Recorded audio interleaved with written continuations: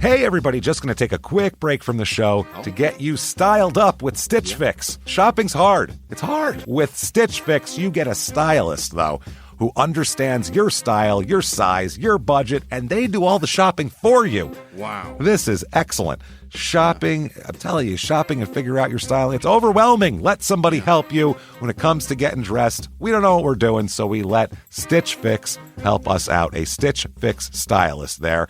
They know what works on us. We get the prices that make us look really good, and it feels good. You get some confidence boost walking around knowing that you're looking decent here. Oh, yeah. Yeah, we just give the stylist our sizes, style, budget preferences. We order boxes when we want, how we want, no subscription or any of that required. And they send called Just For Me pieces as well. Like, maybe you'd like this, and it's awesome. Outfit recommendations, styling tips. You keep what you love, you send back the rest. It's super easy. Yep. You can do it, and we are doing it because it's excellent. Personal styling for everyone. Get started today at stitchfix.com/STM. That's stitchfix.com/STM. Now back to the show. Hey everybody, just going to take a quick break from the show and tell you about Noom. Has Noom helped you? I believe it has. Oh, that's got an app. You can do tracking. It's terrific. It does. And Noom builds personal plans that can meet individual needs. That's the thing. Takes into account any dietary restrictions, medical issues, other personal needs. That helps build a plan that works for you. And yes, so I know that you've had your own personalized program here that you've been working on. And it's weight loss This is weight loss results that last. They stick around because you get yourself into a lifestyle change. That's what matters. That's mainly it. You can't just say, I'm going to cut that out for a month and then go back to it. That's not what it is. So I'm glad it's helping you. That's great. And it really does. I like the psychology and biology-based approach here. Yeah. Noom Weight uses psychology. That's why they say losing weight starts with your brain, but it also takes into account your unique biological factors, Jimmy. All of your multitude flora and fauna that goes on inside of you there. Sure. Yeah. Stay focused on what's important to you with Noom's psychology and biology-based approach. Sign up for your trial today at Noom.com, Noom.com here. Based on 3.5-year study of actively engaged Noom users with minimum starting BMI of 25. Individual results may vary. Visit our website for more information. Thumbtack presents the ins and outs of caring for your home. Out, procrastination, putting it off, kicking the can down the road. In, plans and guides that make it easy to get home projects done. Out, carpet in the bathroom. Like, why? In, knowing what to do, when to do it, and who to hire. Start caring for your home with confidence. Download Thumbtack today. This week in Houston, Delaware, a 911 call from a very unexpected source prompts the discovery of a terrible and deadly scene and one very important missing thing. Welcome to Small Town Murder.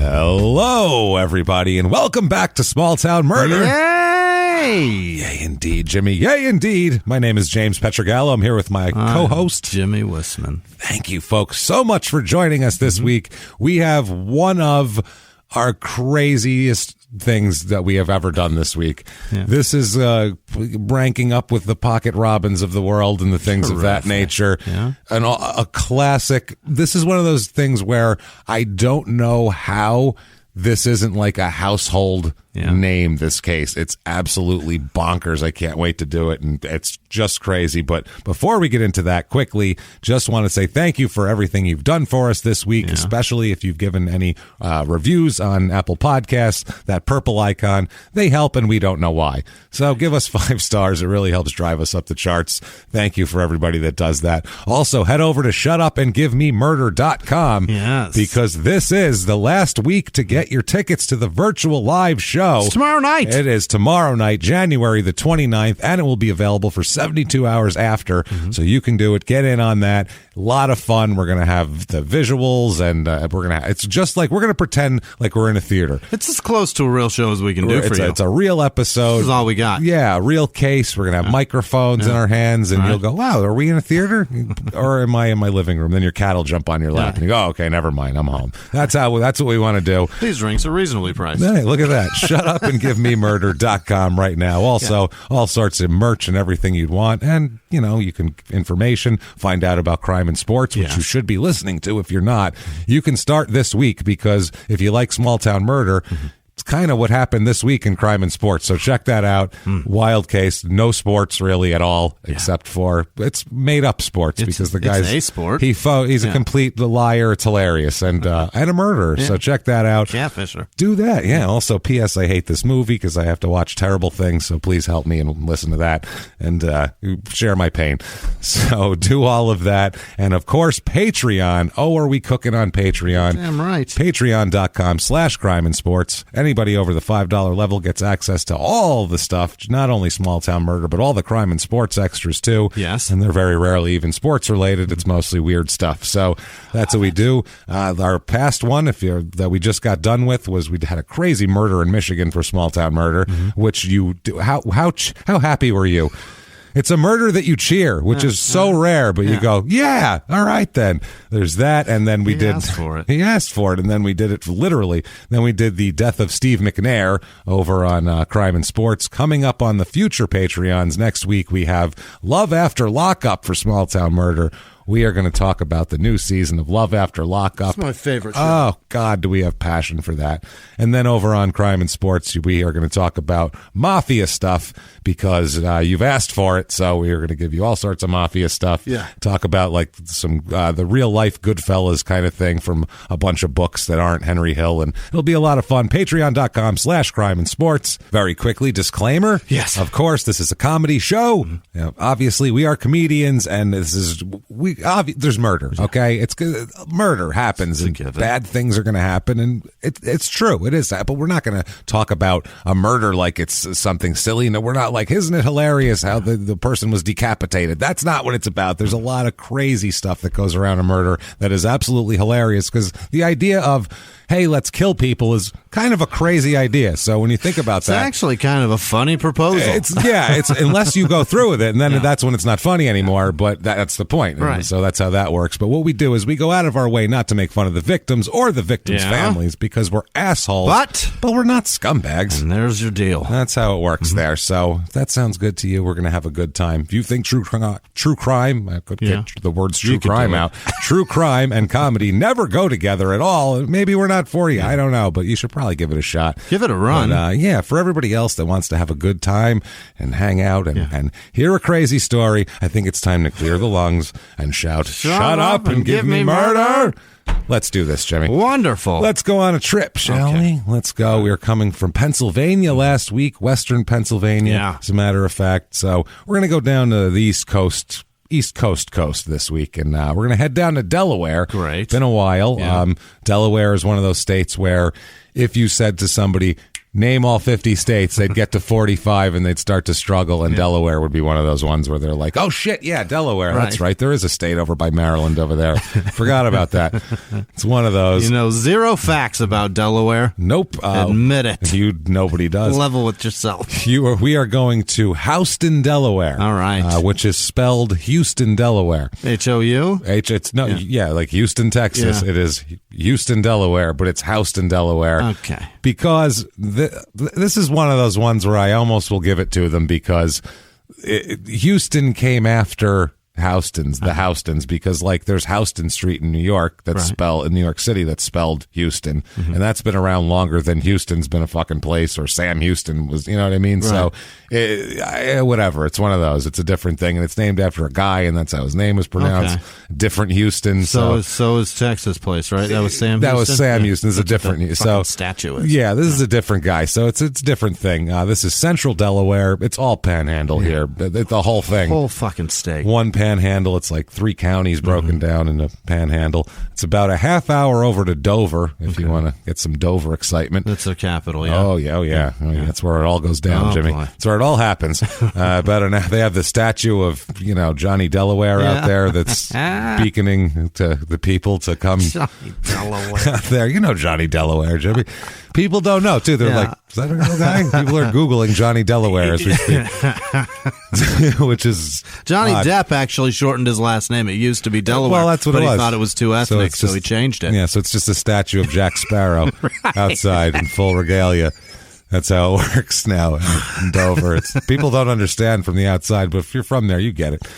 It's about an hour and a half over to Baltimore, in the Baltimore, D.C. area, either one, and about an hour to Port Penn, Delaware, which was our last Delaware episode, which was episode 165, April 1st, 2020. That feels like it was 1820. That's the guy that got, that was Port Penn, named after Penn, right? The guy? I believe so, yeah. That guy's got too much named after him. We were saying everything is named after him. Fair. This is in Kent County, which we've covered before. That's where Marydell is as well, which Barbara Ann Peterson, I believe, was her name, which was a wild story. What a story. That in the end actually had a happy ending, which was good. And we told it 8 days before she died. That was wild. That's the most I feel like we killed her. I felt coincidence about that. Yeah. She finally could rest. That was so strange. Thank God somebody knows my story. Somebody knows it. I'm done now. I've had enough. Very weird. Area code 302. The history of this town, we'll go through it quickly. It's named after John Wallace Houston, who lived from 1814 to 1896.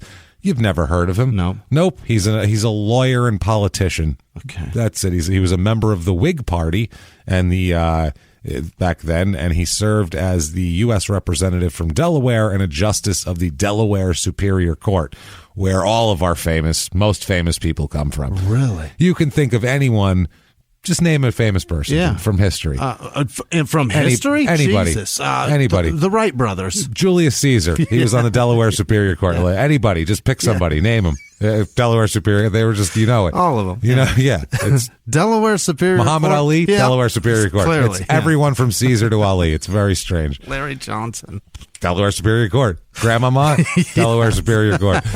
So I wish he was in that. That would be amazing. I would love that. Dunking on people. With a gap. With the wig on. That's what I want. Perfect. So in the 60s, in the 1960s, I guess I should say, since we're talking about history, right. Could be any time. Specific. Especially, that's an old place. Dover was a center nearby of manufacturing of spacesuits. Really? Worn by NASA astronauts in the Apollo moon flights. Okay. So they manufactured pieces of it here. The suits that were dubbed A7L was first flown on the Apollo 7 mission in 1967 and was the suit worn by Neil Armstrong and Buzz Aldrin on the Apollo 11 mission. That's the orange ones, yeah? That's, I believe, I don't know what the fuck. Either way, they only make a piece of them? Like crotch or something? They still manufacture spacesuits, this company. The Space Shuttle soft suit components, arms and legs of the suit is what they manufacture. We're incapable of making a chest. Someone else makes the chest. This is Delaware. We have limited capabilities of chest making. What a weird state. Arms and legs only, everybody. Come on. Let's go. Someone else is making a crotch. No, the legs stop at the hips. They don't. We're incapable of building an ass in this thing. We got a crotch guy and we got a chest guy. Let's not interfere. We're not going to encroach on other people's territories. What the fuck is that? I don't know. This place is the home of the Futuro houses. What are those? Do you know what the Futuro house is? That's where they make churros of tomorrow? It's the churros of tomorrow, space churros, otherwise known as. They go great with Tang. What the fuck is that? It's like a fucking pod house? It's like a flying saucer, basically. It looks like the Gravitron with windows. Looks like a flying saucer, but it's like just a big plastic like smushed down egg, basically. And people live in that? You live in that, absolutely. You can. There's pictures. Look, he looks happy, doesn't he? He looks miserable. This miserable old man sitting in this thing. He looks so sad, and that's like an advertisement. That poor fuck. He's like, you want to live in this, Ethel? This is a piece of shit. Look at that. He looks so Ethel. There's no woman in there. It's just him. That's who's taking the picture. He looks sad. Here's the ads for it. You can like fiberglass vacation home. What? Modular design of stressed fiberglass and polyurethane. It can be purchased ready to occupy. As all this what do you stuff do with you. Is there's no wheels on it? How do you get it to where you need it to go? Do you fly it? It comes in pieces, and then you put it together. Of course it comes in pieces. That's it. It's some made in Dover, others made elsewhere. Well, it says right here, it's the jet and space age way of living. I mean, do that. Yeah, who doesn't want that? Can't believe that business is bankrupt. It looks that sounds and looks terrible. Yeah, it does. It was conceived by Matty Suranen in 1968. He was on acid when he did this. He's like, I want to live in like. What if I smushed down an egg and it felt like a flying saucer and I put windows on it? And then that's him now sitting there at his laptop. You know, if the aliens come, that we're going to want to make them feel like they're at home, so we should make some space houses. I think so. That way everybody knows we're on the same side. One guy who lives in Chicago, but people rent it as like Airbnbs too, because it's like they still exist. Yeah, there's a bunch of them around the country that like people rent out all the time. This one guy says, Richard Garrett from Chicago. I'm going to name him because he loves it. He says, a great find for me, and the price is right. And goes on to say, he says it's basically like going on an RV vacation. He says, being plastic construction, though, rain sounds like Tupperware in a dishwasher. Oh, I'm sure. Because it sounds like a tent, basically. So this town, I only found one review of this town because it's very small, and they love it. 5 stars. All the way. Quote, I was born and raised in Houston. I've seen a lot in the 54 years of my life. Some of it was great and some bad. As a little girl, I've experienced segregation, the building of a freeway, Watergate, and the assassination of several prominent public figures. Growing up in Houston has its perks. Hold on.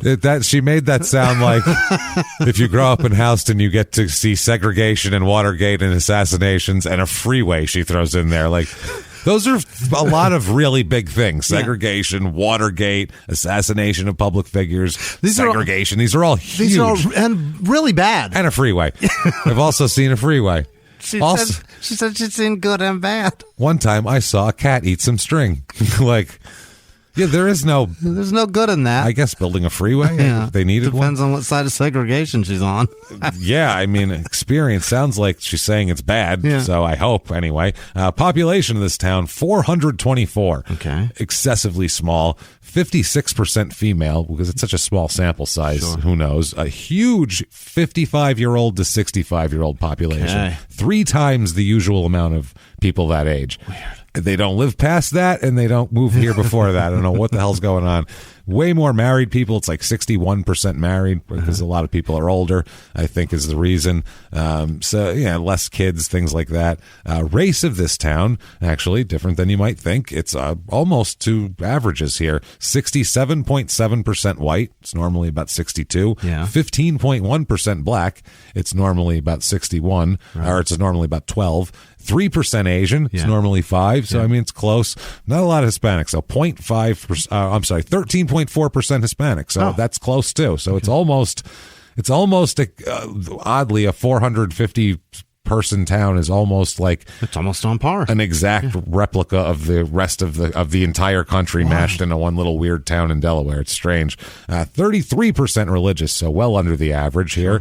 Now, of course, the most is Catholic, but not by a lot. We're not going to give it a Baptist of the North here because it's like 1% beating Methodist, so it's right there. 0.1% Jewish. So we do not get to sing this week. Catholics apparently are the Baptists of the Mid-Atlantic coastal region, probably. So unemployment rate's a little bit high here, a little over the national average. Median household income's decent. Normally it's about $57,500. Here it is $51,250, so not terrible. Retail trade is 22% of the jobs, which is a problem. Yeah. That means kind of low income, not stable. Benefits aren't there. Yeah, seasonal work. Seasonal for them. Yeah, that's That's the other thing, seasonal, which isn't helping. Cost of living, 100 is regular average. Here it's 95, so kind of high, but the housing is the low part. It's a 77. Median home cost here, $178,000. Wow. Which is under the average. I mean, it's not terrible, but still a little high. For here, it does. It seems a little high. For Delaware at all. And it's right in the middle. It's nowhere. Really? It's not on the coast, any coast. It's just boom. There's nothing bringing you there. No, this is if Delaware had a bullseye, it would be Houston. You just aim your dart right at it. You're right in the old butthole of Delaware. Bink, right there. Nope, bullseye. What are the belly button? 50 points. James. No, it's the butthole. We're going with the by picture. Delaware's bent over. Yeah, all right. It's sticking. That's the way I figured it. That's its I sweet don't know. spot. Sure. What the hell? However you want to look at it. Yeah. 65% of the houses here are worth between $100,000 and $200,000. So, I mean, it's generally affordable, more than the rest of the country anyway. So if we've convinced you, damn it, you nowhere else to be for you, we have for you the Houston, Delaware Real Estate Report.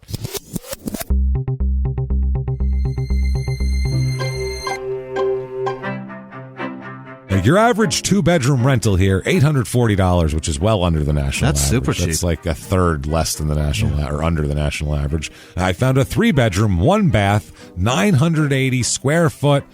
It's a trailer, Jimmy. I'm not going to lie to you. It's like an open area with some grass and some trees, and there's like a hill next to it.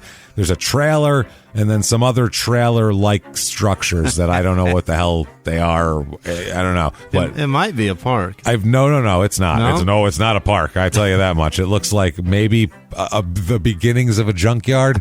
Like the seeds of a junkyard. Yeah. Someone's got the idea for one, but $78,000. That's a deal For this little slice of heaven here. I found a 3-bedroom, 1-bath, 1,080 square foot actual house. Okay. Real house with a foundation and everything, with no strange meth trailers near or by it. It's in a nearby town, real close by.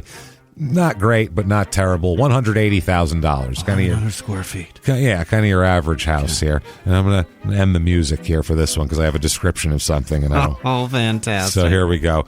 Here we are, 134 acres. Oh. Here it is. And I'm going to just give you the pitch right from the real estate thing. Just here. land? Let's talk about All it. right. Sam Yoder's farm offers so much more than an agricultural opportunity. Jimmy, I know you've been looking for an agricultural opportunity. This is so much more. But if it has more. It's more. Yeah. It's a destination, a place for welcoming people.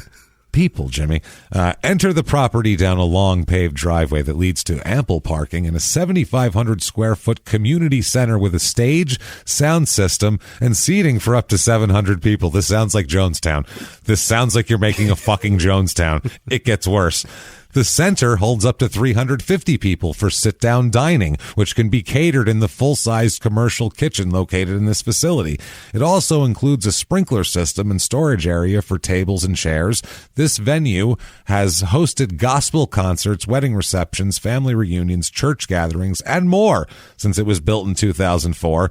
Lodging is available on site with 3 post-frame cottages behind the center and a campground with 40 camping sites. Start your own Jonestown, everybody. Or start a country music festival. No, I'm sorry. This feels like everyone gather in the pavilion. Yeah. Come on, children. It's weird as shit. $2,250,000. It's 134 acres with a bunch of buildings and sound systems. You're not going to, what the hell else do you want here? Who would want that unless you're building? You're starting a cult or a militia. Right. One of the two. Buying it for a job? A cult militia. I guess that was Jonestown. Yeah, Same thing. There you go. Things to do. Oh, my. Obviously, so many. The annual June Jam. Jammin' in June. Yep. Music festival. Oh, baby. It evolved from a tragedy. This is right on their website. This makes me want to party. This is the first fucking sentence you read when you go to the website to look at, what's this? June Jam. That sounds fun. Evolved from a tragedy. The first line is the annual June Jam evolved from a tragedy that occurred in 1978, and then it describes it. 3 friends were electrocuted while working in Magnolia, Delaware. They accidentally leaned an aluminum ladder against a high voltage line. You could have stopped it. They were electrocuted. I didn't need to know the details of this. I don't want to buy concert tickets anymore. I'm concerned if all my ladders are away from my my power lines What now. limbs came off as they exploded? One young man sadly lost his life. 2 of them survived, but were burned severely. Yeah. Then it says 7 of their friends, including Bob Hartley and John Tazzler, rallied to help survivors. A very successful fundraiser was held at the fire hall, which morphed into the first annual June Jam. Now, great music and good times while helping others. That's Rest in peace, little buddy. We're going to smile about it. Rest in peace, because we have Jason Morton and the Chesapeake Suns playing on the card. What year? How many times have they done this now? Since 1978. So like fucking 40 years. It's 42 years. It's this year, or 2020, the lineup, Joey Fulkerson and Nothing But Trouble. Nothing, nothing. Right. Tenfold Trouble is the next band. They put both the Trouble bands. It's all kinds of trouble together. You could have put... That's like if you're making a comedy lineup, you don't put 2 people who are kind of the same next to it. You both have trouble in your name. Let's put a buffer. Like Hot Wire Reunion. They could have put them in there. Stop that. Hot Wire Reunion. Is that a group that's playing? Yeah, Hot Wire Reunion. A man died from hot wires. No. That's why I keep saying and we have a band called Hot Wire Reunion. What the fuck is happening? Maybe it's the burned people. If it is, that's fine then. I'll give it to him. Got a bunch of skin graft guys. Petting Hendrix, like Jimi Hendrix, Right. I guess you're petting him. Johnny Neal, the Lowercase Blues, and with no capital letters. It's very clever. Jason Morton and the Chesapeake Suns, as mentioned before. Scrapple. Okay. Just Scrapple. That's just the name. That awful shit that people eat. Gross. And the headliner, Damn the Torpedo. Okay. That's the headliner. I hope they just do AC/DC fucking covers and just like play Live Wire and That's it. Everything off of high voltage. That would be amazing. Just playing old Motley Crue records and that's it. Everything that's a reference to electricity, play those songs. That's all. It's fucked up too because the Kickstart My Heart. Yeah. It's the Motley Crue with what I was thinking. So the year before too was like the same bands playing almost. Okay, so it's the same thing almost over and over. Shit. But hey, you know what? Don't get burned.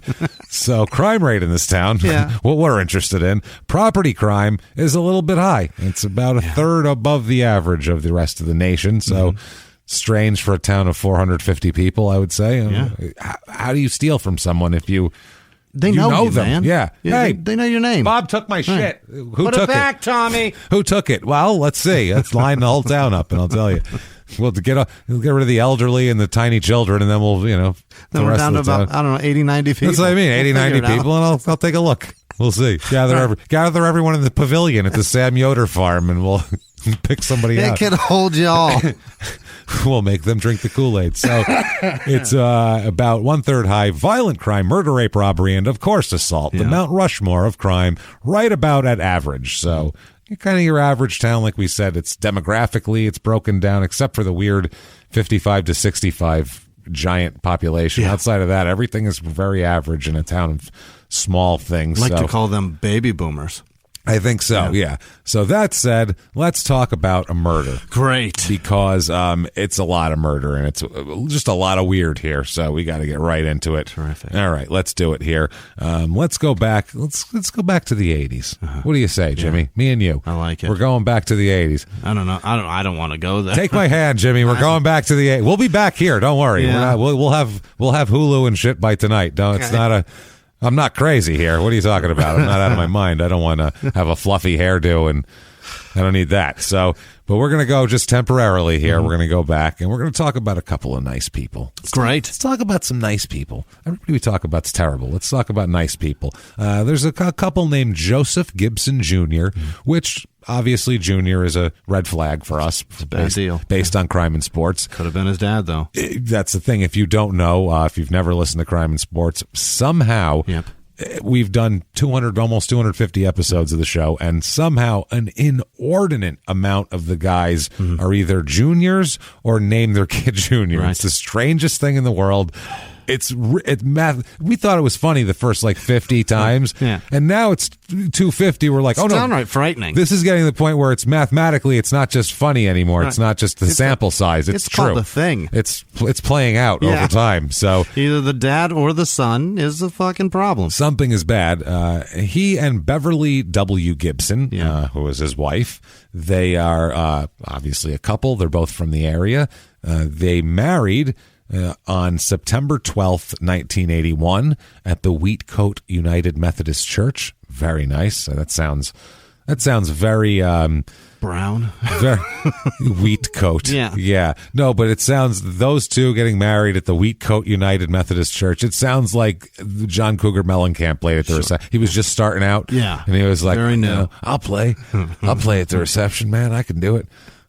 Did he about Joseph and Beverly? And he was like, it's my wedding song. I just use different ones for whoever's getting married. It's a little trick I play. It was before he went by all three names. He just called himself Cougs. The Cougs? Yeah.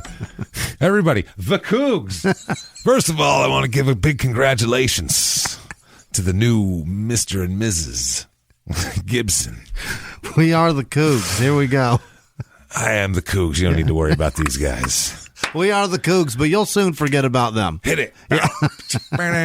Hey. Yeah. Sing the song at every single wedding. Just scamming everyone. Yeah. So December 15th, 1987, they give birth to their third child. Beverly does. I don't think Matthew, or I don't think Joseph had much to do with the delivery. Very little effort. Very little effort in the delivery. Beverly gives birth to a healthy baby boy at Kent General Hospital in Dover. They name the boy Matthew Joseph Gibson. Yep. He's 8 pounds. Yep. Healthy, nice 8-pound baby boy. That's very nice. This is their third child. They already have 2 children. 5-year-old Rebecca Ann, who they had about a year after they got married, and then 1-year-old John Gregory. So, sweet Jesus. Wow, is all I have to say. And a newborn? A brand new and a 1-year-old, which is hilarious. It's exactly what my little brother has, and it's so funny because I'm like, you are nuts. Yeah. But how many more kids you want? Yeah. You're crazy. There's shit everywhere. And I mean shit. Yeah. And it's everywhere. Right. But nobody's ever planned to have a 1-year-old and a newborn. No, that's never happened, right? I hope not. It seems like that's always an accident. It seems overconfident. Yeah. If you're doing it on purpose, right. It's very overconfident. You're really thinking you can handle a lot. Yeah. It's like I'm going to open a restaurant. Yeah. And then as you're doing it, like you're just getting everything going and you're trying to figure out what you're doing. You're like, I needed to open a textile factory at the same time, and I'm going to run both of them. And I'm going to build it. And I'm going to build while it with I run my this. bare hands at night when the restaurant closes. That's basically what you're doing. Sleep? No, that's what it is. I'm going to put in an automatic car wash too. Man. Watch. Well, this would basically feel like you were just running a small business that'll never turn a profit. If you have like 3 small children, oh God, what's going on? You're just following them around. Picking At 5, though, up. they can help pretty well. A little bit. They can do 5. quite a bit. They can pick shit up. Yeah. You know what I mean? My daughter was 5 when my son was born, and it was great. She was a big help. 1 and brand new. Ooh, fuck you. Nightmare. And no. the 5-year-old can't really help out with a newborn or a 1-year-old either. So I'd drop difficult. one of those off at the fire station. Yeah, for sure. Pick the 2 you like best. That's what we're keeping. So they live in what looks like Hazlettville. It's spelled Hazlettville. Yeah. What would you think that is? That's definitely Hazlet. That's right? That's Hazlettville, but it's Hazelville here. What? There's 2 T's that are completely ignored. You have to be kidding me. You can't have 2 silent T's in a row. No. That's a hard T. Yeah. It's 2 T's. Right. That's like, tuh. That has oomph to it. Yeah. You can't do that. They just said, nope, you know what? Yeah. Those 2 T's, that's a little aggressive. I don't think so. I'm not using any of them. How's that sound? I myself prefer case tapes. What who decided? How can you not do the T's? So it's Houston spelled Houston, and Hazlettville spelled Hazlettville and said Hazelville. So I don't know what is happening in this area, but it's the next town over is Hazelville, is where they live here, the Gibsons, and they live in kind of a. It's a kind of a remote area, Hazelville. That's not really a town. Yeah. It's a town, but there's no, like, when I go to look it up, there's not really any information on it. It's an area where it says, like, Hazelville is at the corner of this road and this road. Like, that's all it says. So it's the town is an intersection that has nothing to it. Just 4 corners for this town. Yeah, and then they kind of say that the rural shit around it, they kind of call it Hazelville, but it's weird. So anyway, ignoring 2 T's altogether is nuts. 2. Yeah. We've never seen that before. That's ballsy, honestly. Yeah. That is just ballsy. It's arrogant. Inventing. It's entitled. It's a lying. very entitled. It's a liar. You're a liar. So you can't do that. You're an entitled liar. So not these people, but whoever's anybody decided that has anything to do with that. Yeah, someone has You're an something asshole. to do with it. So let's talk about some other people here. Now that we've talked about the Gibsons, Joseph and Beverly, and their nice children, Rebecca, John, and young Matthew. Let's talk about Joyce Kemp Greenwood. She is 37 years old. Okay. In 86, she's 36, 87, whatever. She's 37, so is in her mid-30s at this point. She is a local gal. Yeah. She went to Caesar Rodney High School. Mm-hmm. She's a Houston gal. She was married for 15 years. She got married pretty young, had 2 daughters, and then got divorced recently. So in the last 5 years, she's been divorced. All this time. Which, I mean, happens. It just, it happens a lot. Mad common. My parents are divorced, and your parents were. You get 2 kids, and then you realize, holy shit, I don't like you enough for this. Yeah, I don't even like you. You're I don't want to run. I don't want to run a textile factory and a restaurant with you. Never mind all this shit. So. Hey everybody, just going to take a quick break from the show to tell you about the safest sponsor ever, Simply Safe. Absolutely, these people will keep you safe. It's amazing. You know that every 26 seconds a burglary takes place in the United States, according to the FBI. That means that by the time this podcast is over, dozens and dozens of homes will have been targeted, ransacked, God knows what happens here. So protect your home before it's too late with Simply Safe proactive security system. Simply Safe helps stop threats before they even have a chance to break in. Named Best Home Security System by U.S. News and World Report 5 years in a row.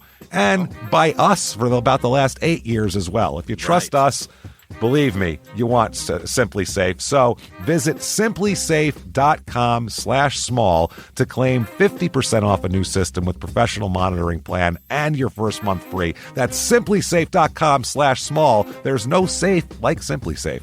Now back to the show. This show, Small Town Murder, is brought to you by BetterHelp. Get yourself some therapy, everybody. Honestly, here. We often hear about, red flags that you should avoid. Hey, that's a lot of a thing. It's become a real phrase now, real cliche. Yeah. But why don't you focus also, you look at green flags in friends and partners. Look for good things as well. Right. And maybe you're not sure what that looks like, though. Therapy can help you figure that out. What are positive things? What are the green flags? And then you can practice them in your relationship. It's absolutely a fact. And so, honestly, we absolutely are huge advocates for this. It really, really helps. BetterHelp is fully online, making therapy affordable. It's convenient. They serve over 5 million people worldwide. You can access a diverse network of more than 30,000 credentialed therapists, wide ranges of specialties there. Here's the coolest part. You're not getting along with your therapist, you're just not feeling it, you can switch at any time, no extra charge. Wow. The thing is, they want you to get help. That's it. And you can do it with BetterHelp. Discover your relationship green flags with BetterHelp. Visit BetterHelp.com/smalltownmurder today to get 10% off your first month. That's BetterHelp, HELP.com/smalltownmurder. Now back to the show.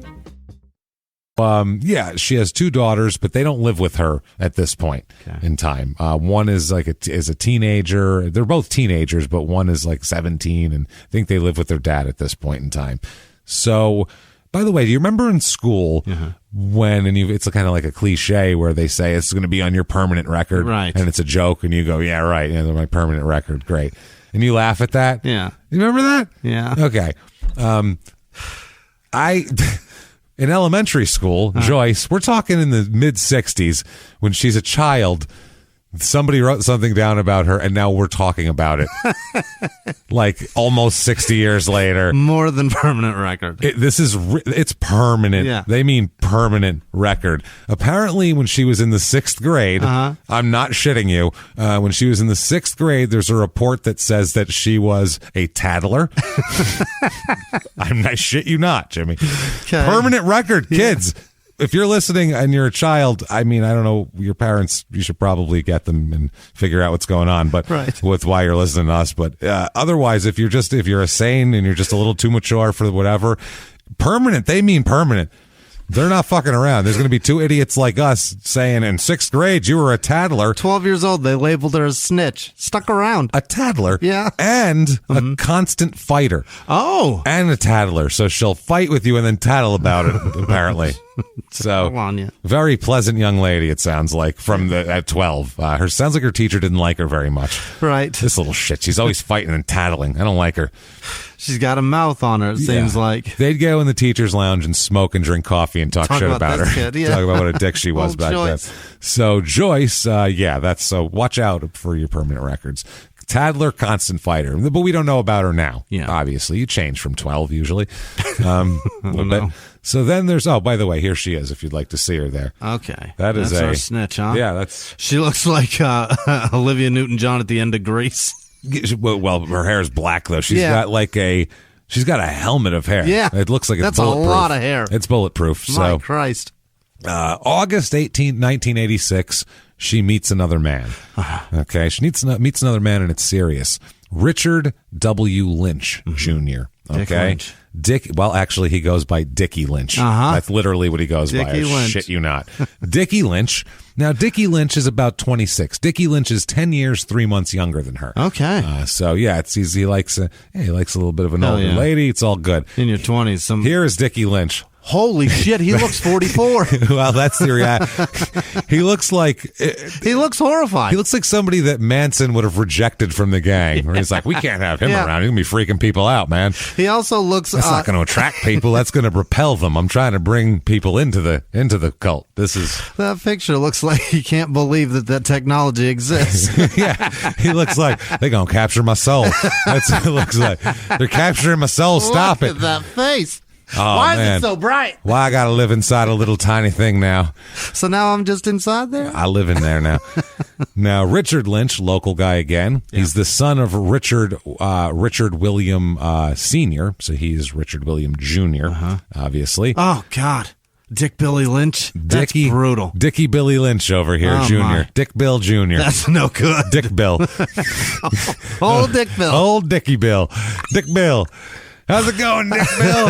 All the kids called him Dick Bill. How many fights did he get into? There's no way I wouldn't. That's the look when you call him Dick Bill. He looks like that. He's like, old Dick Bill. Old Dick Bill. How you doing, Dick Bill? Poor fucking guy. Oh, man. That's what you call like a mole on your dickhead. Yeah, it's Dick Bill. But the best part is he's Dick Bill Jr. I don't know why that makes it so much better. He's the little one. My daddy's Big Dick Bill. I'm Little Dick Bill. You know me. That's even better. Little Dick Bill. There are two Dick Bills. Two Dick Bills. Wow. So Dick Bill is the son of Dick Bill Sr. and Virginia Lynch is his mother. And they live in Milford at this point. Okay. Now Joyce Lynch, when he ends up marrying Joyce, because they will get married, old Joyce there, she is the daughter of Byron Budd. Of course. So we got Bud and Dickie Sr. Are the two dads. That's the dads at this wedding. Dickie Sr. I'm Bud. How you doing? That was the handshake they had. Dickie Sr. and Bud. Yeah. And her mom, Thelma. And then Virginia and Thelma talked it out. So this is very particular, this whole thing. Old Verge. Verge and Thelma had to talk it out. Well, we'll let Dickie and Bud meet and talk, and we'll just go have a drink over here. I feel like that was how that was. Thelma and Ginny. Ginny and Thelma. Now he was raised in Lynch Heights. Old Dick Bill Jr. His last name is Lynch. Yeah, he lived in Lynch Heights. Built by and named for his 92-year-old grandfather. Wow. Who started this whole thing about 60 years ago. Dick Bill is the namesake of this town. Dick Bill is his family. The namesake. He is. He's the 92-year-old Dick Bill. The third Dick Bill original. Original Christ. Dick Bill. There he is. OG Dick Bill. Incredible. Somebody. OG Dick Bill. So Lynch Heights sounds much better than Dick Bill Heights. Doesn't it? Yeah. Dick Bill Heights. I think Dick Bill Heights would have been better. People wouldn't know what was going on. Dick Bill Square. I feel like there's hunting in there or something. I don't know. Dick Bill. I'm catching Dick Bills. What you hunting today? Dick Bills? We got our own currency. They running this time of year. when the Dick Bill's running, you got to get him. I'll tell you what. So, the Dick Bills are Dick Bill Jr. here, Richard Lynch Jr. He is the oldest of 3 kids. He has a sister, and but he also had a brother, but his brother died. He lost his brother when he was a teenager. When his brother, he had an aluminum ladder on a that was the wire. thing. And then this was in 1980. He didn't learn his lesson. No. He went to June Jam and thought it was a suggestion. He didn't understand it was a tragedy. I'm so sorry. No. Actually, his brother died of cancer. Oh, fuck, man. That's why I didn't say cancer yet, because there would have been no jokes after the cancer part, because that's just sad. A teenage boy dying of cancer is just horrible. That is the most awful thing, man. No, there's really nothing funny about that. Nothing at all. Anybody under adulthood. Nope. I'm looking. Not a single joke about that. Nope. Unless you're fucked up. Unless you're like 88 playing with house money. Right. Even then it's sad, but you're like, something would have got me. Yeah. Like I feel like if I'm 88, I'm like, well, I figure I'd be dead the next couple of years either way. Right. So what the hell? They say if we lived forever, cancer would eventually kill us. There you go. That's the thing. So something. But get you eventually. to get it at that young, that's fucked up, man. Ridiculous and awful. It's not fair. No, it's fucking horrible. So Dick Bill here, Dickie Billy Jr., he grows up with what they call in this newspaper article a life typical of many southern Kent County young men.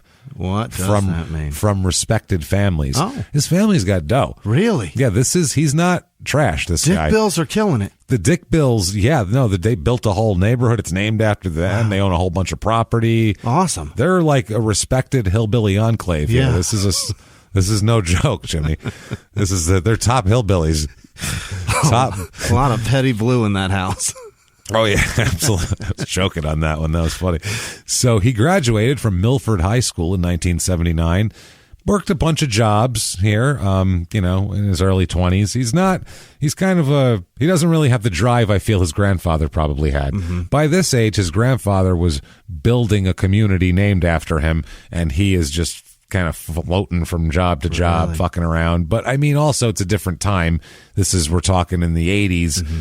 Early 80s, he graduated in 79. That was economically not a good time. It was real bad for the next few years, too. And small towns, even worse. It was getting real. Yeah, exactly. He was a farmhand for a while. He's doing whatever he can. He worked at his father has a contracting business, Dick Bill Sr., so he works at the contracting business. He's an employee at an air conditioning company. He's doing HVAC as well. Tough stuff. Yeah, you add drywall and roofing to this, it's a really rounded out resume of a lot of people I know. Right. You know what I mean? Like, how many people do you know with that exact resume? So many. Got some HVAC. I'll put up your drywall. Did some roofing back in there. It's too hot for that, though. So I got inside doing the drywall. Now that I did all this, I'm going to go do meth. Now, I did meth while I was doing it. It's hard to roof when you're sober. I do that at 8 a.m. You do that at 8 a.m. Forget about it now. So he worked at the HVAC company until he hurt his back. Okay. So now he's in his mid-20s. And he's fucked up back, and he's injured and can't work. Oh no! So, and I say that because we'll talk about it, his level of how well he can work or not, but who knows? Mm-hmm. So, now the death of his teenage brother, Joyce always says that since she met him.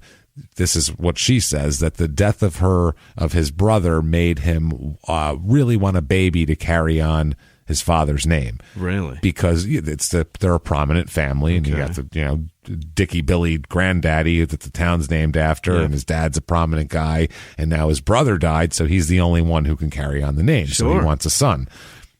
But right, he's obsessed with that. I guess his dad. That's what Joyce says. We don't know. Doing odd jobs with your dad though is not the way to do that. Granted, you can want it all you want. Just who knows? Fucking do it. So he's on disability here at this point, where he worked for, like we said, an HVAC company, and now he's on disability.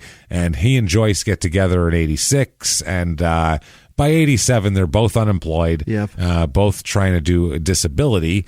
And there's one guy here who worked in one of the state offices, and he said he remembers both of them, Joyce and Dick Bill Jr. here, walking up with canes when they showed up at his business asking for help in getting a workman's comp claim hearing scheduled. Sweet Jesus. Yeah, there's a 25-year-old guy and a 36-year-old woman coming up. I mean, if they're injured, they're injured, but two people under 40 hobbling. That's coming up in canes. You're like, Jesus, what the hell's going on here? Were you in a horrible car accident? What's wrong with the two of you together?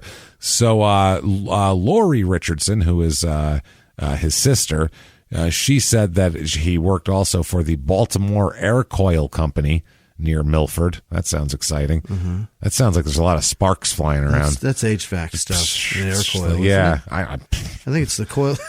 I have no idea. You could have asked me. Industrial as fuck. You could ask me something about a space shuttle engine, and I would have been. Asked me about the NASA uniforms. That's the stuff on the inner lining of the leg of the thing, right? Yeah, sure. I have no idea. Yeah, I'm sure there's a coil in there somewhere. Seems like it, right? Air coil is the thing that they put that keeps the arm on the spacesuit inflated. Oh, I got you. Makes it look so big and puffy. Always. And also, it's an HVAC apparently. Yeah, keeps your arm cool as well. It's got to be an HVAC. It pumps it in. I guess so. Air coil. Probably, yeah. They manufacture commercial air conditioners. There you go. Commercial like ones. Mm-hmm. So he said a back injury, though, put him out of work. He's been on medical disability. And so anyway, that one guy, he hadn't received a disability check from Baltimore Air Coil since January 1986. The year before. Yeah. So it's been going a while here. And he's been having hearings before the Industrial Accident Board of the State Department of Labor to settle a dispute with the company. They keep having the hearings rescheduled and rescheduled, which is, the company doesn't care, but he's not getting a paycheck, so he cares. Company doesn't want to pay him. No, they were trying to, why not? They're trying to, draw it out as much as possible. So apparently people donated food to him at one point, and him and Joyce here. And one point, this Koch guy, he says they came in and brought a packet of letters from their attorney and Baltimore Air Coil. They said they were in dire need of getting this action settled. She said she was going to have a baby and stood a chance of losing their home. What? Absolutely. So June 7th, 1987, Richard and Joyce get married. Uh-huh. They get married right then, mainly because she's pregnant. Wow. So so she's saying, she's in there with a cane saying, I'm pregnant and we need money. He's got a cane, but he can throw dick? Oh, he can throw, he's Dickie Bill. Yeah. Dick Bill throws down. Let's be honest here. Dick Bill doesn't need, he doesn't need to walk to give it to Joyce. And that's what he's doing here. He's like, dumplings. You put that cane down and I'm going to drop Nokia in you. That's right. I am going to get us a disability check here. Yeah. So they get married. They move into a little brick ranch house at 323 Broad Street. And that's about May or April of 87. They do that. Now, December 23rd, 1987, Joyce gives birth. Okay? She gives birth here. Richard, old Ginny Lynch, Richard's Dick Bill Sr.'s wife, Dick Bill Jr.'s mom. They said that, Joyce was already pregnant when they got married, that they knew that already. And so they were told the night of December 23rd is the baby came, but they didn't see the baby until the morning of Christmas Eve. Okay. So she had the baby next day. Pretend like Santa brought it. There you go. Hey, look at that. Mm-hmm. It's a stork with a beard. Yeah. Perfect. A bearded stork flew into town with reindeer, even though he's a stork and doesn't eat them. Sure. Well, I guess to carry the baby, it's a heavy load, all those babies, I would imagine. The stork's wings are going to get tired from flying up and down chimneys anyway. Obviously. That's the problem. Yeah. Need some fresh legs around here. Well, so he does eat cookies and milk all night, so he gets a little sustenance in there. So there's a baby announcement here. It's in the Harrington Journal, which, like I said, these little rural kind of, that's not really I don't think the paper of record of the state, Probably the Harrington Journal. But I don't think not that it's a bad, I'm sure it's a fine paper. My birth was definitely not announced in a newspaper. No, but that's pretty cool. They said the item read, "Congratulations to Joyce and Richard Lynch on the birth of a son." Guess what the son's name is? Oh, no. Is it Dick Bill III? Thrice. 3 times the Dick Bill. Hat trick of hitting Dick Bills. 2, 3. 3 Dick Bills. Unbelievable. 3 Dick Bills, Jimmy. Triple the Dick Bill. Wow. Dick Bill Jr. Yeah. Yeah, it said in the announcement, because the grandparents, the Lynches, put this up, that they were very proud. And this was her parents that put this up. Okay. Bud and Thelma. Yeah. They're also proud there. So, so, I mean, what a joyous time. You're a couple, you're married. I mean, you had to get married a little under the gun, but you're happy. You wanted to have a baby. I guess the disability checks are flowing. And he got the one he wanted. He got the boy on the first try, right? Which is silly, honestly. I mean, the girl can carry the name on, but in 1986 too, nobody ever thought of that. That wasn't happening. Wasn't even a thought. No, it was just. And a woman that did it was like.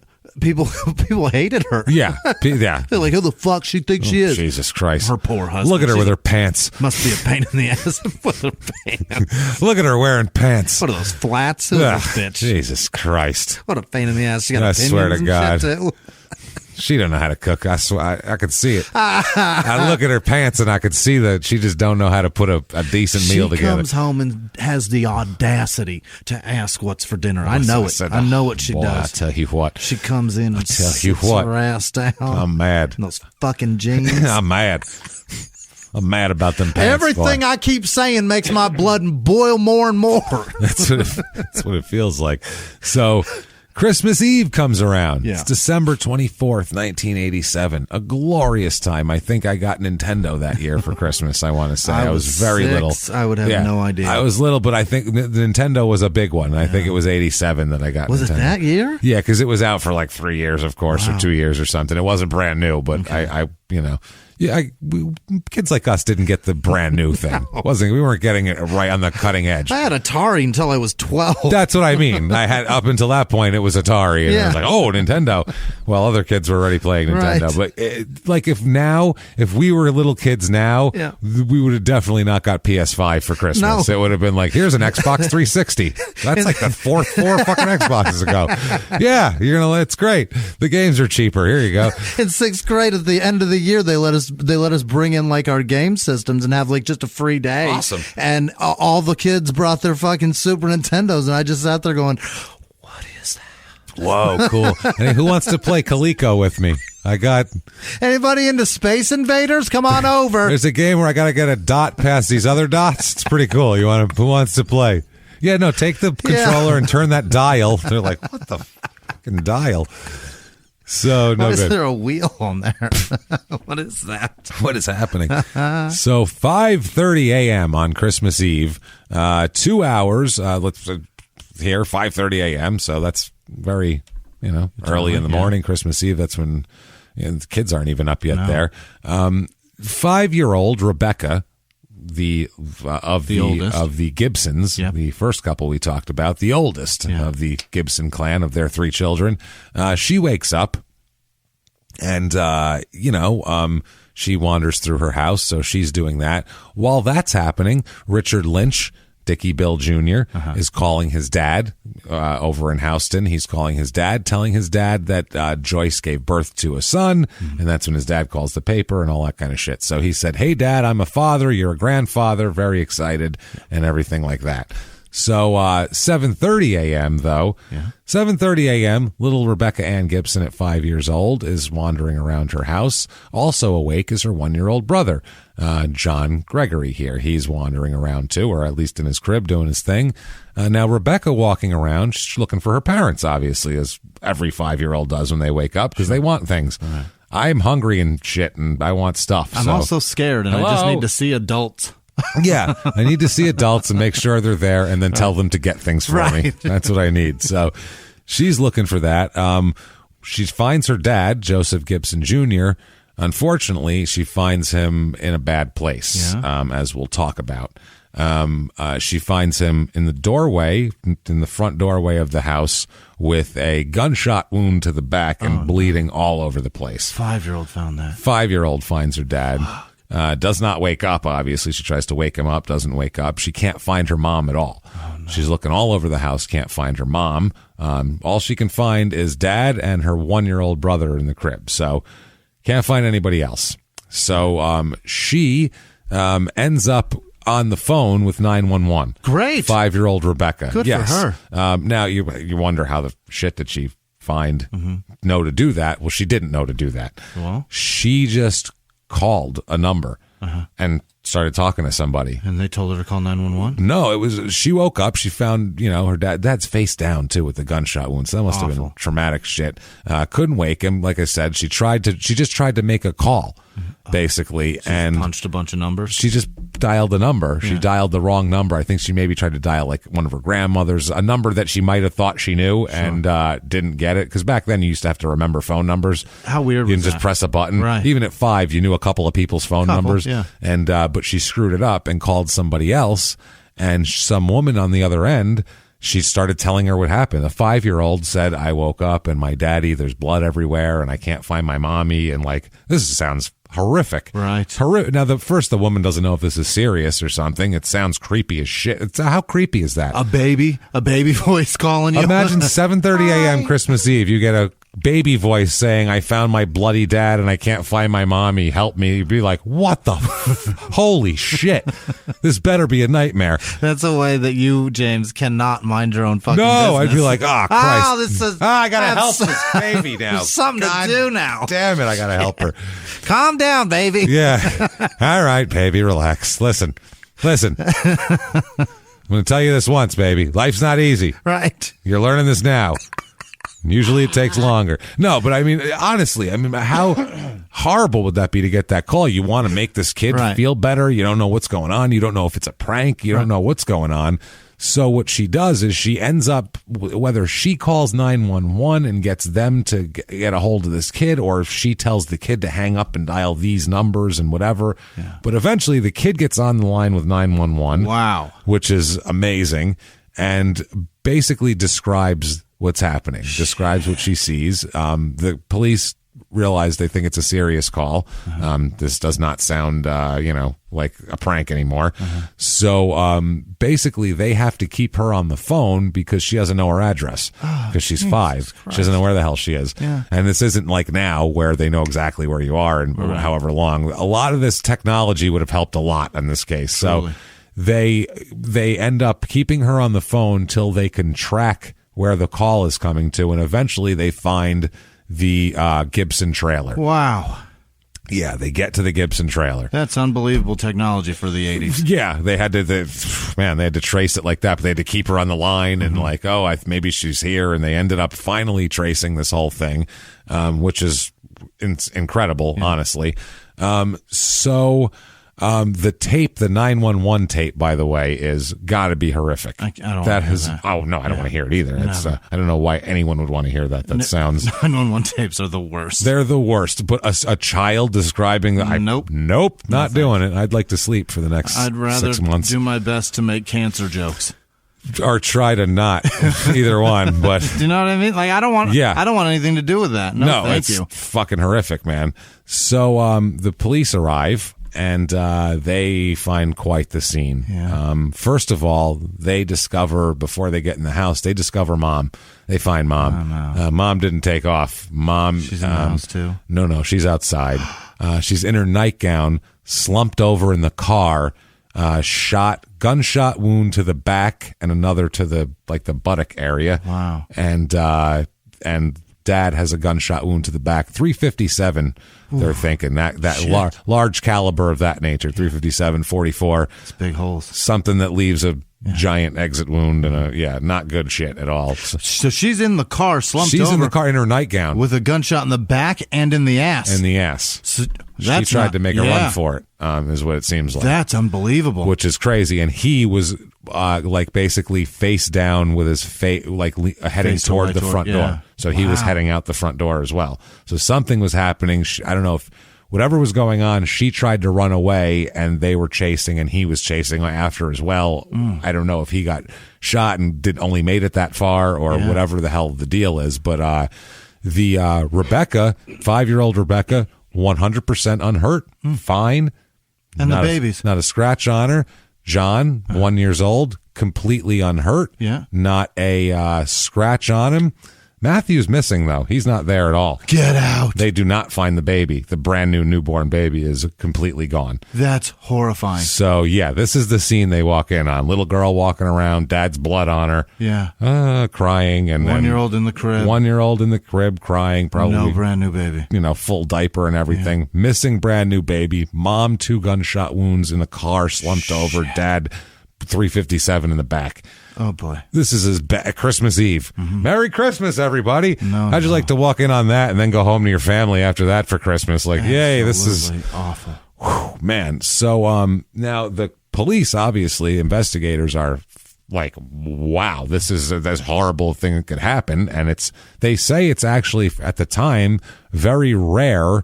They said killings and kidnappings normally aren't committed at the same time. This is not a normal thing. Normally, kidnapping is a sneaking thing, right, and murder isn't. So it's like they're two separate branches. They don't understand it. It's an arm and a leg of a spacesuit. It's with no crotch or just to connect them.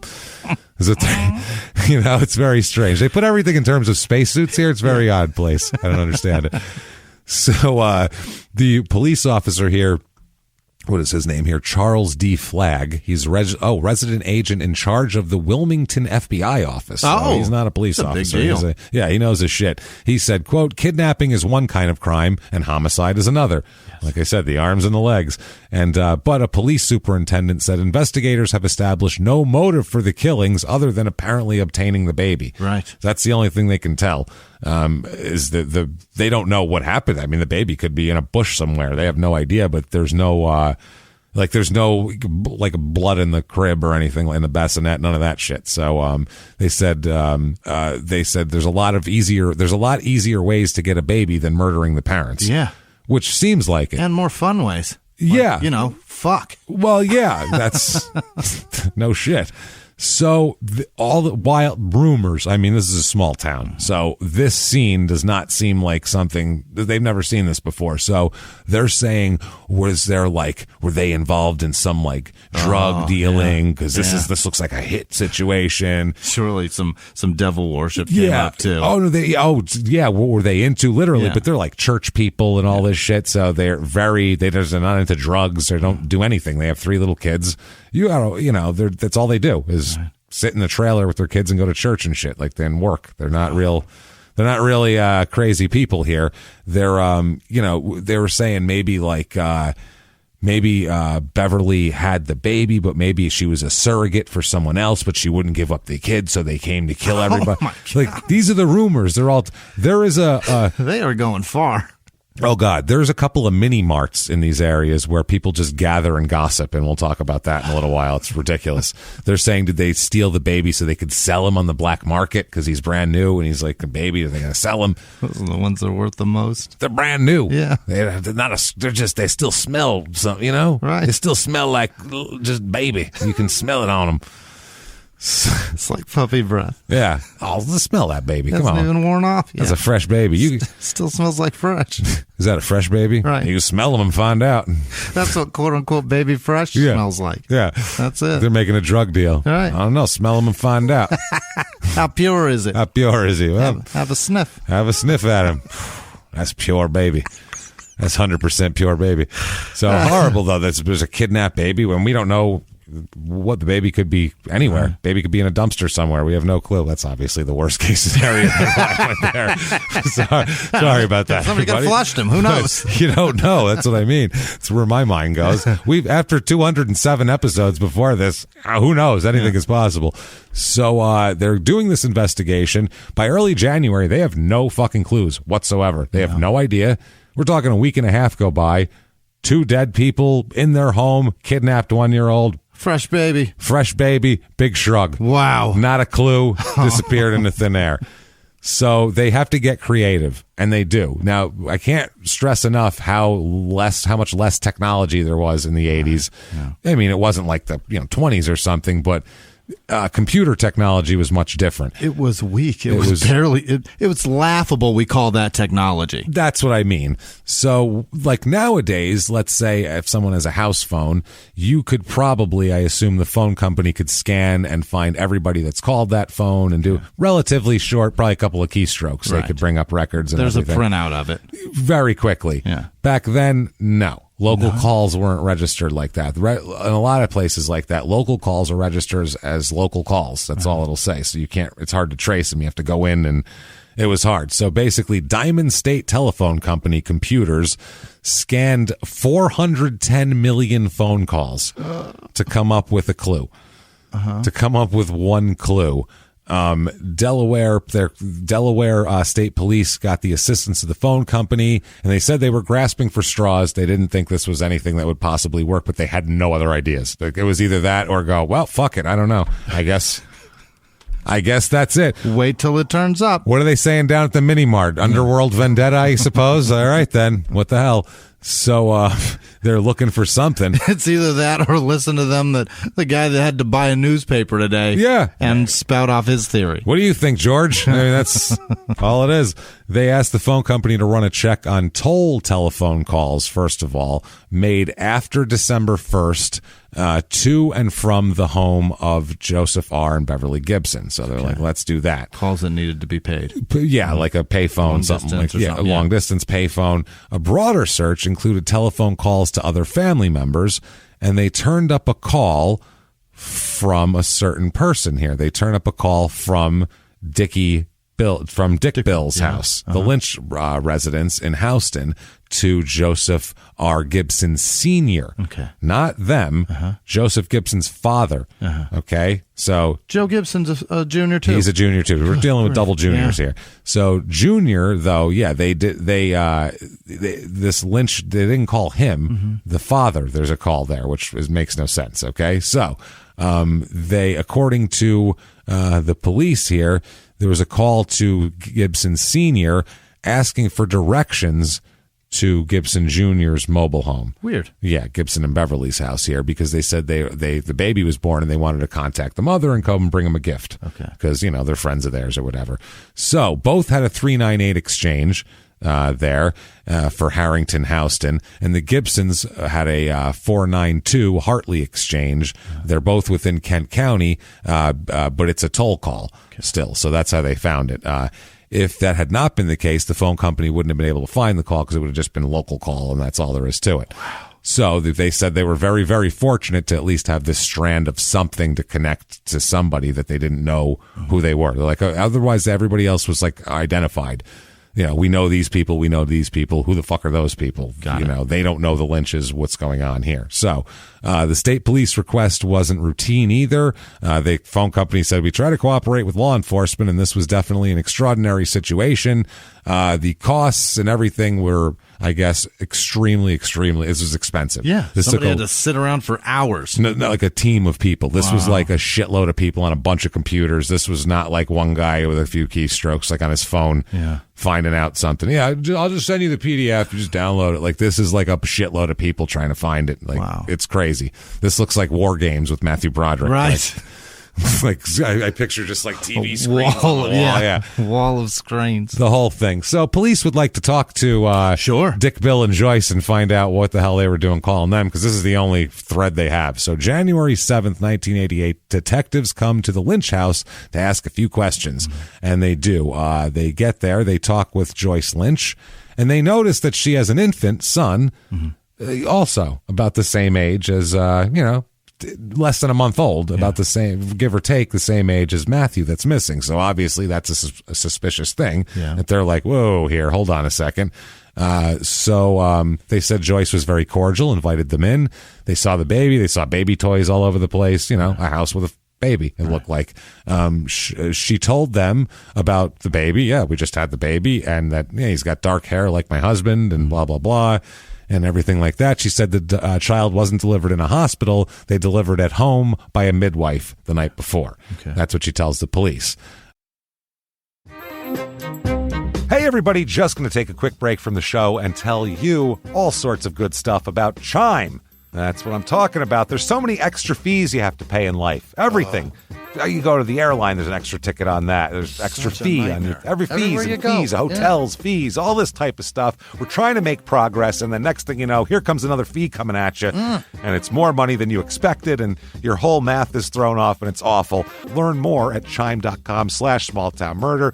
Chime is great with that stuff. I mean, you can't beat if your things are a little tight, especially around the holidays or after the holidays. You need that money a couple days early, or you go grocery shopping. You got a car payment due. There's so many things that don't cross over exactly how you want them to cross over. Make progress toward a better financial future with Chime. Open your account in 2 minutes at chime.com/smalltownmurder. That's chime.com/smalltownmurder. Feels like progress. Banking services and debit cards provided by Bancorp Bank N.A. or Stride Bank N.A., members FDIC. Spot me eligibility requirements and overdraft limits apply.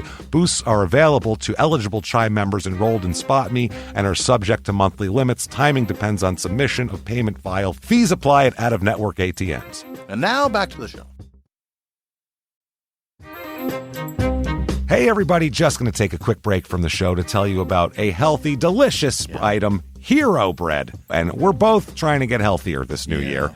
Jimmy had a eye-opening doctor's appointment and things like that. So we're trying to get healthier, and I'm telling you right now, this Hero Bread is a good step in this direction. It's delicious, and it is really good for you, and it's really excellent. They have the sliced bread is good, the bagels, the tortillas. I know you've been they're terrific. Ranting about the tortillas. They're so good. With Hero Bread, you can focus on your health goals and still indulge in the soft, fluffy experience you love, but guilt-free. I really love the little Hawaiian rolls, too. Yeah. They're so good. They're so good. The Hawaiian rolls, they're legit. They're fluffy. They're exactly how you want them to be. You'd never know it's low-carb and high-fiber bread from the texture. You get the soft, fluffy experience you know and love with your savory breakfast sandwich, late-night grilled cheese, Taco Tuesday. Do it. No compromises, just flavor, ultra-low net carbs, 0 grams of sugar, high in fiber. It's fantastic. Hero Bread is offering 10% off your order. Go to hero.co and use the code SmallTownMurder at checkout. That's SmallTownMurder at HERO.co. And now back to the show. Hey everybody, just going to take a quick break from the show to tell you a little bit about Sono Bello. You know, the most known secret with celebrities and influencers and all these famous people is so many of them have had lipo. They've had lipo, whether it's a little touch-up here or a total makeover. Yeah. Nobody has a perfect body. That's the thing. No. They may look like it on TV, but there's things that help that. Absolutely. Lipo now has changed, and Sono Bello's been at the forefront with using LAL technology and getting those beautiful and natural outcomes for each person. Looking real natural. Our friends at Sono Bello are offering their best deal. You're now included in their winter savings event, but appointments are limited, so please get on this. Sono Bello doctors are masters in micro-laser fat removal, a brilliant technique that removes stubborn fat permanently. Wherever your problem areas are, tummy, love handles, thighs, arms, it's gone in one comfortable visit. Eating healthy and workouts are great. Keep doing that, but if you want to lose that stubborn fat in one visit, check out Sono Bello. Save big during their winter savings event. Schedule your free consultation now at sonobello.com/smalltownmurder. That's SONOBELLO.com/smalltownmurder. Now back to the show. By the way, that's Little Dickie Lynch III. Yep. No shit. Yep. That's what they named it. That's right. Dickie Lynch III. This is thrice. It's too much. Can you imagine that? By the way, this is Dickie Lynch III. Yeah. And they're like, oh, God. I can't do it. So the story of the birth, though, is wonderful. Oh, boy. Between Christmas, between the season and also the story of a birth. It's like this is almost biblical. It's amazing here. Let's hear it. This is if people heard this story, I'm just saying they might do different shit on Christmas. So Dick Bill Jr. here, or Dickie Bill, he says that Joyce's contractions were timed about 2 minutes apart. This is on the 23rd when she had the baby. When she left in a Trans Am. They have a Trans Am, black Trans Am. Awesome. Fuck yeah, killer, man. Got T-tops on that? The airbrush Firebird on the fucking hood. Why else would you have the car? You ain't got the airbrush fire hood. So she leaves with a black Pontiac Trans Am with a diaper bag and his .357 Smith & Wesson. Okay? That's what she's good to have a baby. Just in case that midwife has a little lip. Yeah, well, that's the thing. He says that she left to go have a baby, and she says she had a midwife at home. So they're both telling, contrasting stories. He said, this is his words, not mine, okay? He said his wife asked for the gun to, quote, protect her from blacks she feared might be hanging around the clinic. Whoa. Yeah. When his wife... Oh, my. I have never heard that as a reason to take a gun. To have a baby. Hold on, you're having contractions? Wait, take my gun. Is it loaded? What? You better hope it is. Yeah, you never know. That kid could be bad. He could be a bad kid when he comes out. So, to protect herself at the clinic from quote, blacks. Yeah. Jesus. Now, she came home about 2 a.m. So she left with the Trans Am, a gun, and a diaper bag. Yep. Comes home at 2 a.m., which normally you stay in the hospital for more than a few hours. They give you a day in there anyway. Yeah. With blood on her hands, 4 bullets missing from the .357 chamber here. And so they asked her, they asked Dickie Bill here, did you find that suspicious? Maybe that she had 4 bullets. She went to have a baby. What'd she do? Stop and shoot some cans or some target practice? Sometimes you got to celebrate on the ride home. Fire a few out the window. It's got T-tops. She can fire out the top of that. It's right out the top. It's safe. That's why we got the Trans Am with the T-tops. With blood on her hand to shoot at it. Well, with the blood, she delivered it herself, obviously. They said, didn't you find this odd? He said, oh, God, this is his response. He believed her. He said, well, why'd you fire the gun? And she told me I fired to scare off the blacks. She ran out of the clinic? She ran into the clinic. Okay. I'm having a baby. Bang, bang, bang. Everybody out of my way. Oh, scatter. To scare. What the fuck is going on? What are you talking about? This is the most ridiculous story. And that the blood came from the baby's birth because they don't even wash you off. She delivers herself. What is this, a tent in the middle of the fucking field? There's a bunch of nefarious people hanging out. It's a bunch of, quote, black people just waiting to take, I don't know what they're waiting to do out there. Obviously bad things if you need to fire warning shots as you approach. Fire 2 shots as you go in. 2 shots. Jump in the girdle and put your feet up in the stirrup strip. Catch me. Catch me. And then 2 on the way out. Soon as I say, split, head on home. Soon as that baby pops out, you get in the Trans Am and it's 2 out the T-tops as you pull out the cars, as you pull out the parking lot.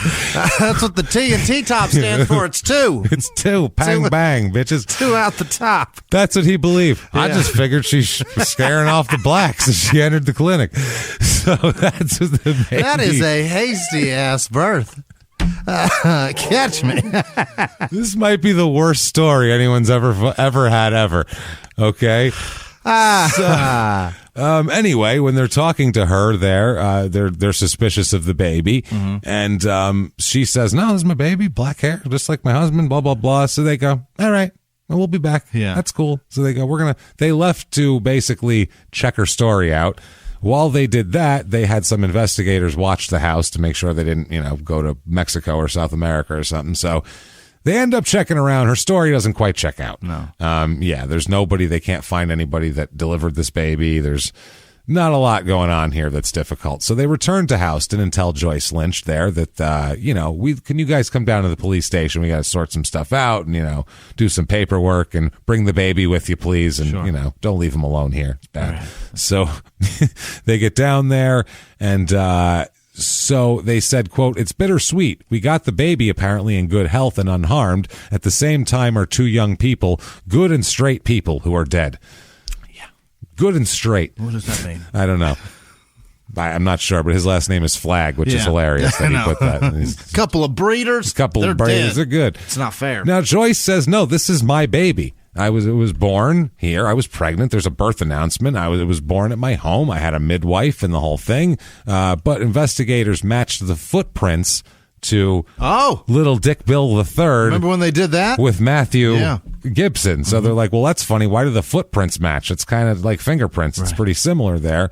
And also they couldn't find, she couldn't name the midwife who delivered the baby, which you'd probably know that woman, I would think, if she was in your vagina, yanking a large thing out of it. Well, you're very vulnerable. Anyone who pulls something huge out of your vagina, I feel like you'd at least get to know their name. You'd know a name. Yeah. You'd know something. You could pick them out of a lineup. You didn't meet them at that moment. You've had conversations with them. Problem is, no certified nurse midwives are assisting in at-home deliveries in Delaware, except in the Amish community. It's the only place where that's legal at that point. There, who's a certified nurse? They give this whole thing. They find these stats, and she said the woman who helps. There's only one. The woman who helps with the Amish births. They talked to her. She wasn't there. She didn't assist Joyce. So investigators still are trying to figure out. Well, was she? Where did her baby go then? Because everybody says she's pregnant and there's a birth announcement. She's got a baby, but that's Matthew. So where the fuck is her baby? What's going on here? Did they kill him? Did she shoot black people? What's going on? Yes. So that's her story, by the way. That's her fucking story. That's my story. Well, and she's sticking to it. Midwife. I don't know her name. I don't know. Some Amish broad. Like, that's her fuck. Like, I'm never rooting for like a murderer to get away with murder, but at least try to be better at what you're doing. Try. We always have some pride. We always in what you go, do. and that's what they did. But this is like, have some pride. This is what you did? Well, yeah, I don't care if it's air conditioning repair, whether it's HVAC, scamming the disability system, or murder. Be as good as you can be. Yeah. Fucking try. But apply yourself. Yes. So a search of the Lynch home, a full search. They're like, well, we're going to check your house out while you're there. They get a warrant. They turn up a baby's garment with a lot of blood on it. Oh, no. Which is not good. Not good. In the trash also. Stuffed in the trash. That's not the worst of it, though. They also find a .357 revolver with ammunition with the cylinder missing 4 shells. Not great. And also handwritten directions to the Gibson's trailer. What? Not terrific. Yeah. Oh, and the shells, by the way, they match the bullets that are in the Gibson. So it's very, very bad stuff here. It's a fucking automatic conviction kit is what you have here, but that's obviously not what's going to happen. So baby clothes with blood on it, though. Yeah, because they had blood from the other people, then held the baby, and so they got blood on the baby clothes. Awesome. So so they're going to arrest the Lynches here, as you might imagine. Obviously, they're going to accuse them of. Both of them of a double murder and a kidnapping. Yep.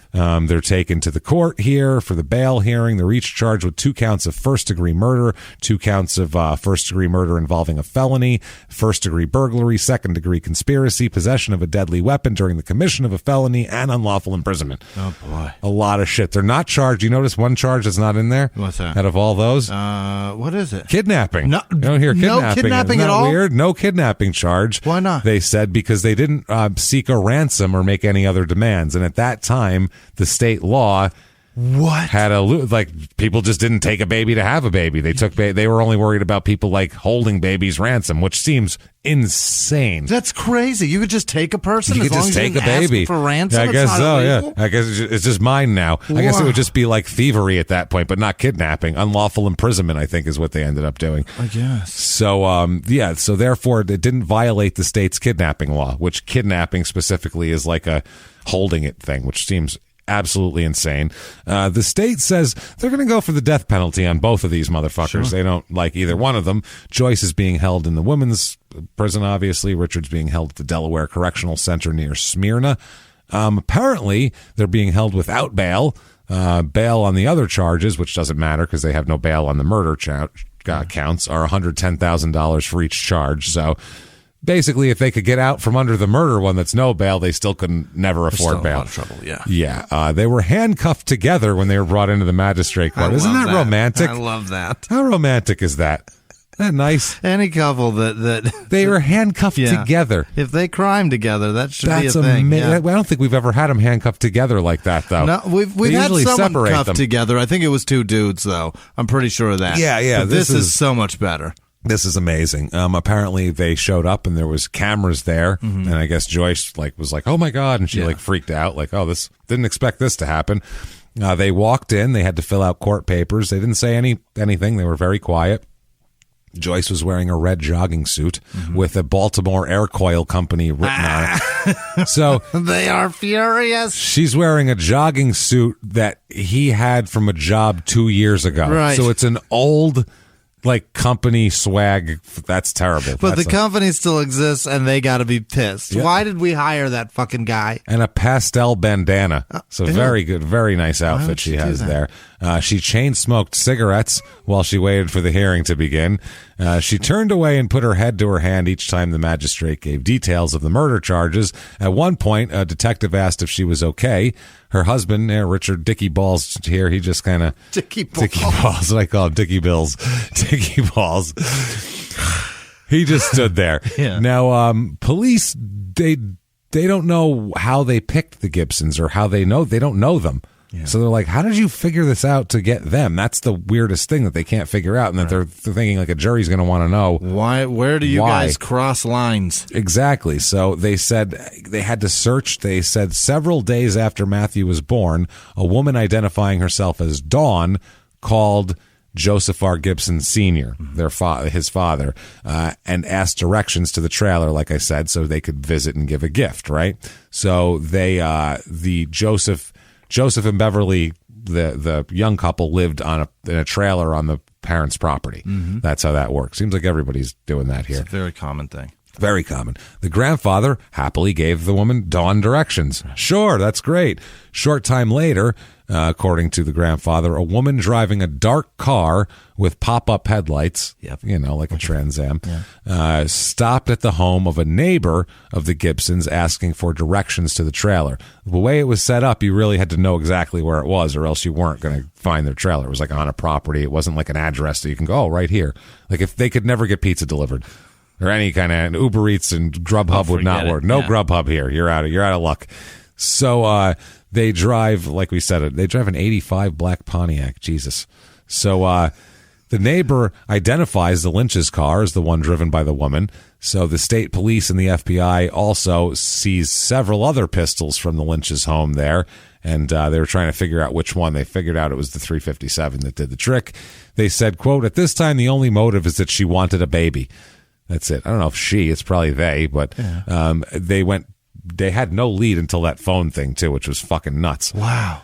That's crazy. It is. That's wild. They had to, if that didn't work, that was it. The baby might be today. That kid would be 23 years old and think his name was Dickie Bill III. Oh, he'd have no goddamn idea.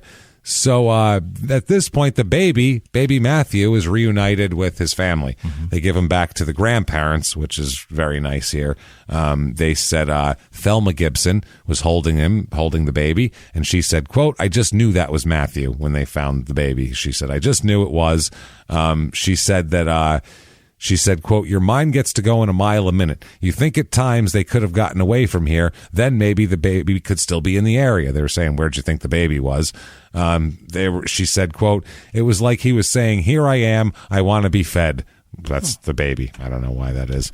Apparently the baby's gained some weight. By the way, here is 5-year-old Rebecca holding the little baby reunited there. So that's a nice picture. Oh, Rebecca, you goddamn hero. Yeah, she is a fucking hero, this kid. So, people were suspicious beforehand now. Neighbors, as you can see, look at the newspaper. Neighbors found couple suspicious. Here's her bandana, by the way. I figured I'd show you that. Yeah, there it is. So neighbors been finding them suspicious now. For years. They all been suspicious. So, yeah, that's a great newspaper article. It's this very small town thing. Neighbors found couple suspicious. They say that... at the Mini Mart in Houston now. Yeah. We're going to really focus on the Mini Mart in Houston. That's where the gossip happens. That's where it all goes down. Where do you hear from Mabel? Mabel going to tell you everything at the Mini Mart. Mabel Moore down at the Mini Mart, the owner, she knows all the gossip now. God damn it. He had bought Richard Dickey Bill Jr. here, purchased 4 cans of baby formula from the Mini Mart 2 weeks before that. And they said that didn't seem particularly strange. They said that he had been saying that his wife was pregnant, wow. So they had seen Joyce. She said she was pregnant, so they were asking, when are we going to get to see this baby? Mm-hmm. When are you bringing this baby in? He said, pretty soon. He's got a cold right now. That's according to Mabel Moore, the owner down at the Houston Mini Mart. The kid's already got a cold? He came right out the chute with a cold. I tell you what. They pulled him out. He's a sniffly little He's shit. about a viral motherfucker. I tell you, he's a pain right in my ass. I'm going to give him some Robitussin and see how that works. Kid's already costing me on Dimetap. Oh, man. They said it didn't seem out of the ordinary there. Apparently, she paid a $348 grocery tab with cash right before her arrest, which is strange, and then charged another $8 for gas and cigarettes, which is probably a pack of cigarettes and $5 on Tank 5. Right. So in the 80s? Shit, yeah, no. that's probably what it was. 5 on 5 and two packs of smoke. It was $8 on pump 5, $8.35, and then give me 2 packs of cigarettes. Give me 2 packs of cigarettes. Make it 3. So Mabel says, quote, very friendly. She told my husband, boy, having that baby just tore my back up.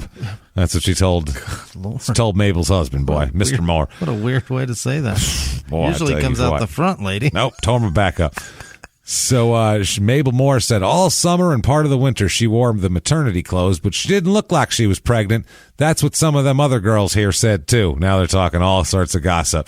They said she usually paid her monthly tab with food stamps and public assistance checks. Oh, boy. And lots of people there. None of the neighbors saw the baby come home, none of that stuff. The police said they know no link between the Gibsons and the Lynches. Nothing. They don't know how or why they would choose this target. They don't understand it. They said, we don't believe Joyce Lynch was in the hospital at the time of the birth. Mm-hmm. Like, she wasn't in the hospital, wandered around and went, there's a baby, I'll go take it. Like, I'll plan it. There was no, how do you pick this? It wasn't like Raising Arizona where they saw him on TV, Astoria. Oh, they had all these fucking kids. They don't know what to do with them. Yeah. This was just random.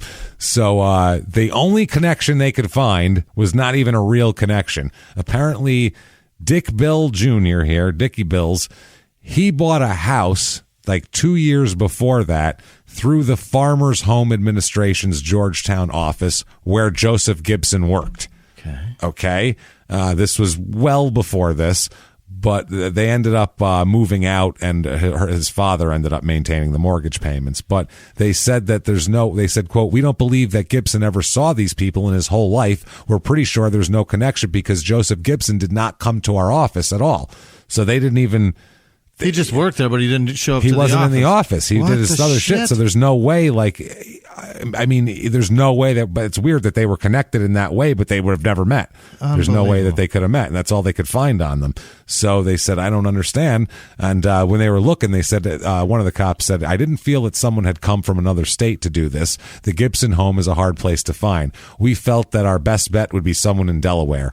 I felt all along that the child had been taken away safely and that it had probably been cared for, even though it was very bizarre to discover a crime where the child had been taken away with that much violence. It's good that they had it all. They knew it all afterwards. Now there's closure. That's exactly how we thought it was. Exactly how we assumed. Just how we thought it was. That's police work, y'all. That's right. Chalk it up.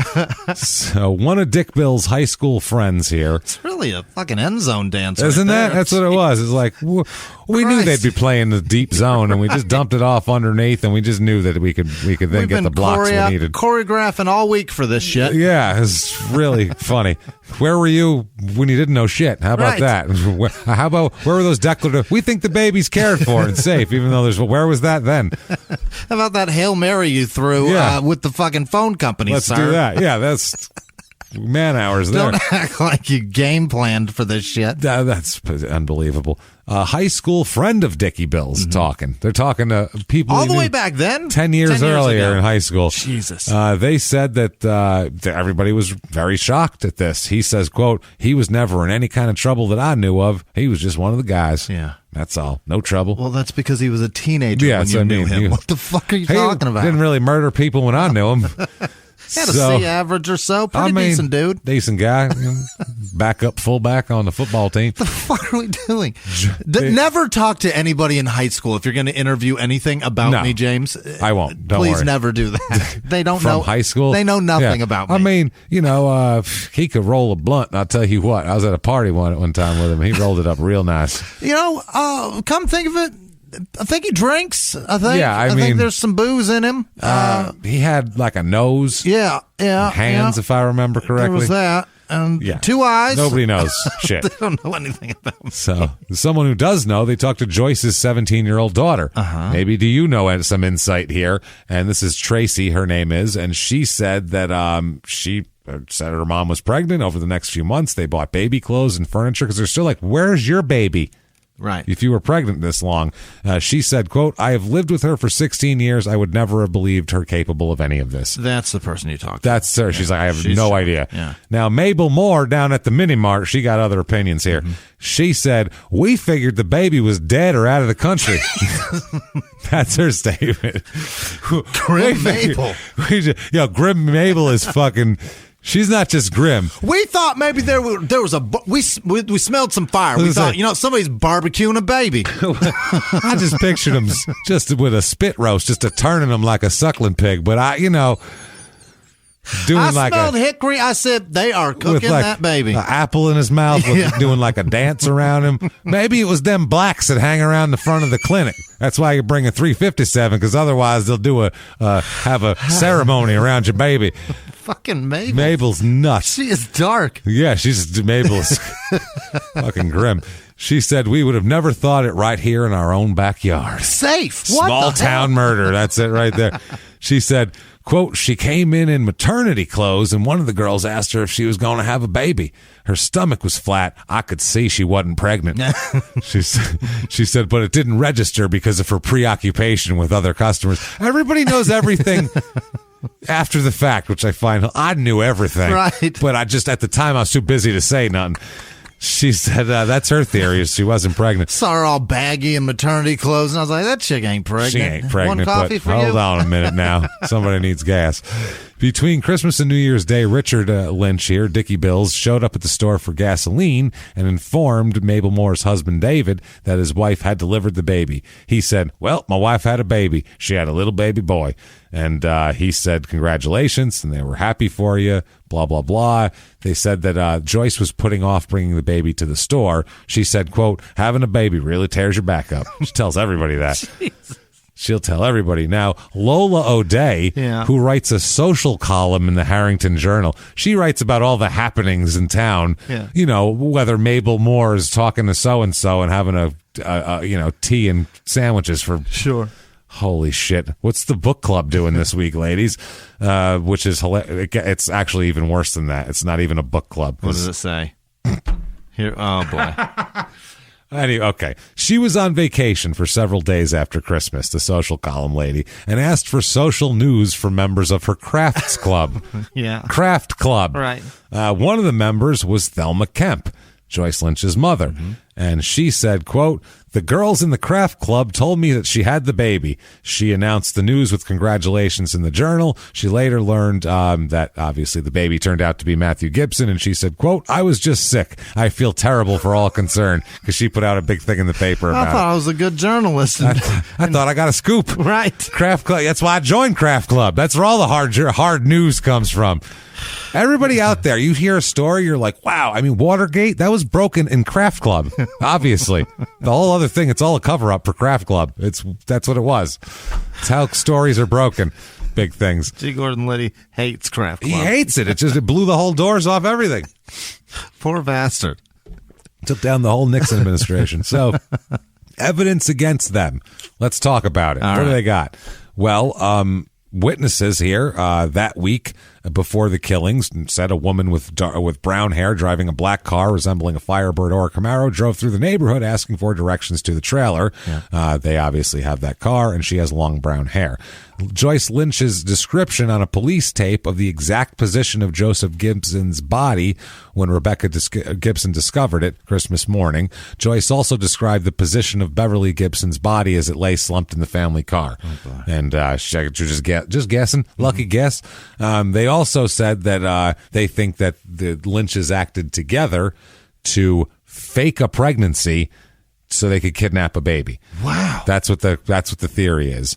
They talk about the bloody sleeper found in the trash at the house, the bullet casings from the murder weapon, a note with directions to the Gibson's trailer, and a partial right print the thumb was used to link Richard to the crime too, because they found a partial thumbprint at the scene. Bastard was there too. Yep, he was there too. As many as 70 Kent and Sussex County residents with the last names of Wright, WRHIGT. IGHT. Did I say GH? Jesus. HIGT. Wow. Well, I slept 2 hours last night, so whatever.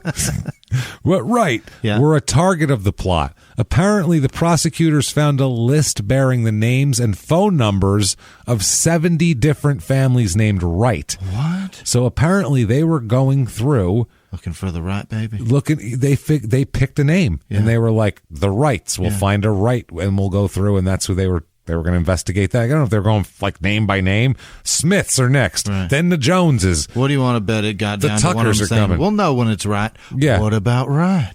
Oh, that's the one.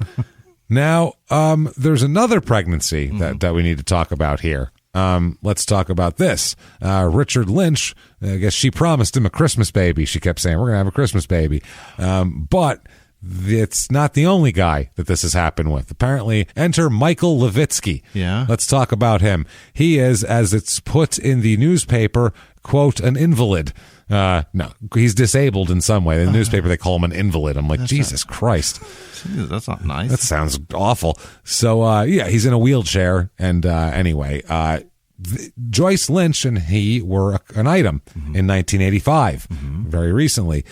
She told him that she was carrying triplets that he fathered. Oh. But eventually offered separate excuses for the loss of each fetus as it went on. Well, lost one of them. We're down to 2. But 1 out of 3 ain't bad, I guess. Literally, that's what happened. Until they were all gone. She said, he said, quote, Levitsky said, it put me in a tailspin. I didn't know what was happening. I was hoping we could salvage at least one child. What? Jesus, that's fucking grim, man. Anyone saying that from a wheelchair makes it even grimmer, doesn't it? Makes it even sadder. You just want to hug the guy. Anybody saying salvage as they sit in a chair. Yeah, I picture him picking it out of a pile, looking it over to see if it's dented or anything. And throwing it over his shoulder. Soft spot still good? Well, I think it's good still. Like a cantaloupe. He recounted salvage.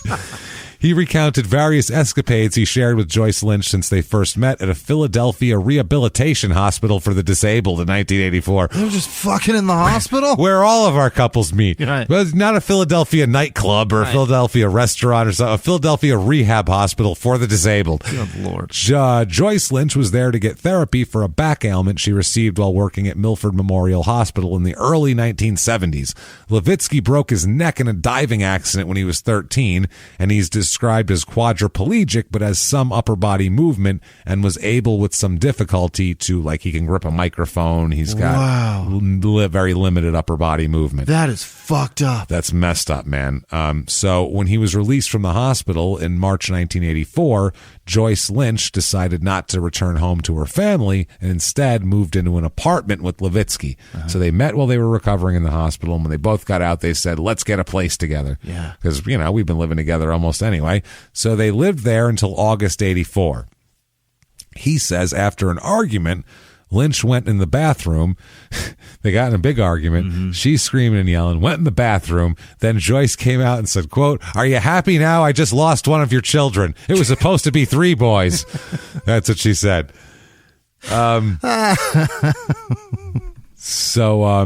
By the way, when were these 3 boys due? Yeah, Christmas Day. You bet. Christmas fucking day, 85. Every time we fight, I lose a baby. That's it. You upset me, babies fall out. So they introduced records showing that basically Joyce listed 4 different men as a contact person during her frequent hospital visits or trips to the emergency room in the last few years. So she's had all sorts of different people she's been with, which doesn't matter.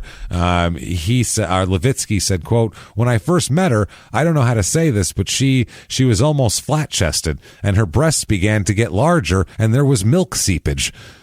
Yeah. That's what she said. I don't know how to say that either. When we were making love, it would be there. Oh, no. Oh, no. Which, by the way, he's mistaken, as we'll talk about, or she might have been taking some kind of medication that causes that, because that could happen. But we'll say I will say it's 100% impossible for things that he's saying that could have happened. Her boobs grew when she was lactating. Well, no, just the whole thing. I asked her myself. I said, "You are small. You don't look like you're carrying two now." This was after the argument, obviously. She said she was always carrying small. That's how she carries. Yeah. She had two others. That's what she does. She said during her first marriage to Frank Greenwood, she had the two teenagers, that she has now. They were both small. So after Joyce Lynch returned to Delaware with Levitsky, they moved into a trailer. Joyce claimed to have lost the second fetus by slipping on a handicap ramp installed for Levitsky. You and your fucking ramps. One of his wheelchair ramps just slipped. ADA is ruined by chances of having babies. You piss me off, baby gone. Slip on your ramp, that's number 2. Blame everything on him. We're down to 1, I guess. Jesus Christ. 2 months later, Joyce tried to commit suicide, Levitsky said. I guess Joyce drew a circle on her stomach in eyebrow pencil to outline what she said was the head of the remaining embryo. He's right here. Exactly what it is. When her parents arrived to calm her down, Levitsky said Joyce told them she planned to stab the unborn fetus with a butcher knife. Holy shit. That's why she drew a circle. That was a target. That's the bullseye. I'm going to stab it in the head with a butcher knife. That's what she told her parents. So they were like, let's not. How about let's go have a hospital stay. So she's in the hospital for a little while. I don't know what kind of hospital, but one that you go to when you want to stab your unborn fetus with a butcher knife. Horrifying. Yeah. So I guess hospital stay in 1985 in January. Levitsky gets a call from Joyce. Joyce claims to be in a hospital emergency room rather than where she actually is, and said the last of the triplets was stillborn after she was kicked in the stomach by her teenage daughter during a fight. Okay. Wow. So now I have none of your babies. None of them. Stillborn. Teenage daughter is an asshole. Real asshole here. After the call, Levitsky said a nurse at Milford Memorial Hospital asked him if he was involved with Joyce Lynch, whose married name was Greenwood, obviously, at the time. And Levitsky said yes, and the nurse showed him medical records. By the way, highly illegal to show someone else's medical records, but he needed to see this. They're married or not? No, they're not married. You can't do that. No, you absolutely can't. But he's sobbing, saying she just lost the last of our triplets and blah, blah, blah. She says, not supposed to do this, but I ought to show you something. Here are her medical records that document her 1978 hysterectomy. She can't even have them. She has not been able to have any babies since 1978. So all of this is bullshit. Everything. All the pregnancies are bullshit. It's all bullshit. She wants babies. She's not that bad. physically possible, not physically capable. Right. She said, I was thinking more with my feelings than with my brain. You can add your dick in there and you got an accurate thing there. So Joyce Lynch, I guess, he brought that up, and he said that the nurse was a liar. They make up medical records all the time. And she started to get sick of Levitsky, and so she ended up getting a little scheme together to get him out of the trailer so that Richard Lynch could move in, because that's what ends up happening. Levitsky, Lynch said Joyce told him she arranged surgery for his bed sores, this poor man, at Kent General Hospital. Follow-up treatment was to be done at Rehabilitation Care Center in Smyrna. So before they left, Levitsky signed over his Social Security checks to her so she could take care of business while he was in there. The hospital admitted him for a few days until he could be transported to the rehabilitation facility that Joyce told him about, Delaware Hospital for the Chronically Ill. It wasn't a rehab center. It was a nursing home. That's where she sent him. She put him away. She put him in a fucking home and took his Social Security checks. Because he knows. Mm-hmm. Yeah. She tried to just stash him. He said, I had no idea it was a nursing home. I was sort of tricked in there. I was lied to. Poor bastard. I'm so sad for this man. And he's just stuck in there. It's fucking horrible. He ended up getting out, obviously. A friend of hers named Valerie Brown, friend of Joyce's, from Farmington, Delaware, told police that in March, Joyce discussed the idea of faking a pregnancy. I'm thinking about faking a pregnancy this year. You got to tell somebody about it. She said Joyce had been talking about wanting to have a baby, but she knew she couldn't. So she said maybe she would adopt a child, but wear maternity clothes so her friends and family would think she's pregnant. That's what she said. Maybe I'll adopt a kid, but I'll pretend it's mine. She said that she, quote, wanted to have a Christmas baby. It had to be a Christmas baby. She's got an obsession with Christmas babies. She's a lunatic. I would say so. So Richard also, they find testimony from a woman that Richard was seen visiting a patient at Kent General Hospital on December 17th, the day Matthew was born. She saw a man later identified as Richard Lynch peering in the nursery window, picking one out. Creepy. Yeah. Now, the mother-in-law also believed this, Richard Lynch's mother. She said she totally believed Joyce. She said, Joyce asked me if I would like to feel the baby. She pulled up her top. I saw her whole belly. Okay, well, she said that she felt something move in her abdomen. She was hungry. As I say, she had Arby's and then fucking, yeah, she's like, I got to set this deuce loose. But before I do, you want to feel the baby kick? Did you just say set the deuce Set loose? this deuce loose. But before I do. You said that with so much ease. How many times have you said that in your life? I don't think I ever have, but I feel like someone who talks like that would say, so I feel like somebody who talks like that would be like, I'm going to go set this deuce loose. You said that with so much ease. It rhymes. I saw Jimmy. you say it to Sarah after dinner. I've never said baby, that. That was the best mac and cheese. I gotta set this deuce loose. I don't think I've ever said or heard that terminology. That's Damn it, James. It rhymes, and I feel like a redneck would say that. The alliteration is nice. I'm gonna go set this deuce loose, and then you can. Before I do, though, you want to feel the baby kick. Thoroughly grossed out. That grossed you out? Not that. Oh my god! Oh man, so, that just sounds horrible. It does sound bad. That's the point. It's supposed to. So. A woman that kidnaps babies would say that. Yeah. Virginia said that her stomach grew progressively larger in the fall of 1987 until November. She said, quote, she was ready to bust. Then she said she listened to Joyce's stomach through a stethoscope and heard a heartbeat. Yeah. Joyce's, because there's nothing in there. She said, fuck, man. When you put a stethoscope on a body, you hear its heartbeat. You think? Fucking dummy. She said, I had no doubt she was pregnant. I thought, I'm done. I'll put a notice in the paper. It's easy to fake shit when you're surrounded by goddamn idiots.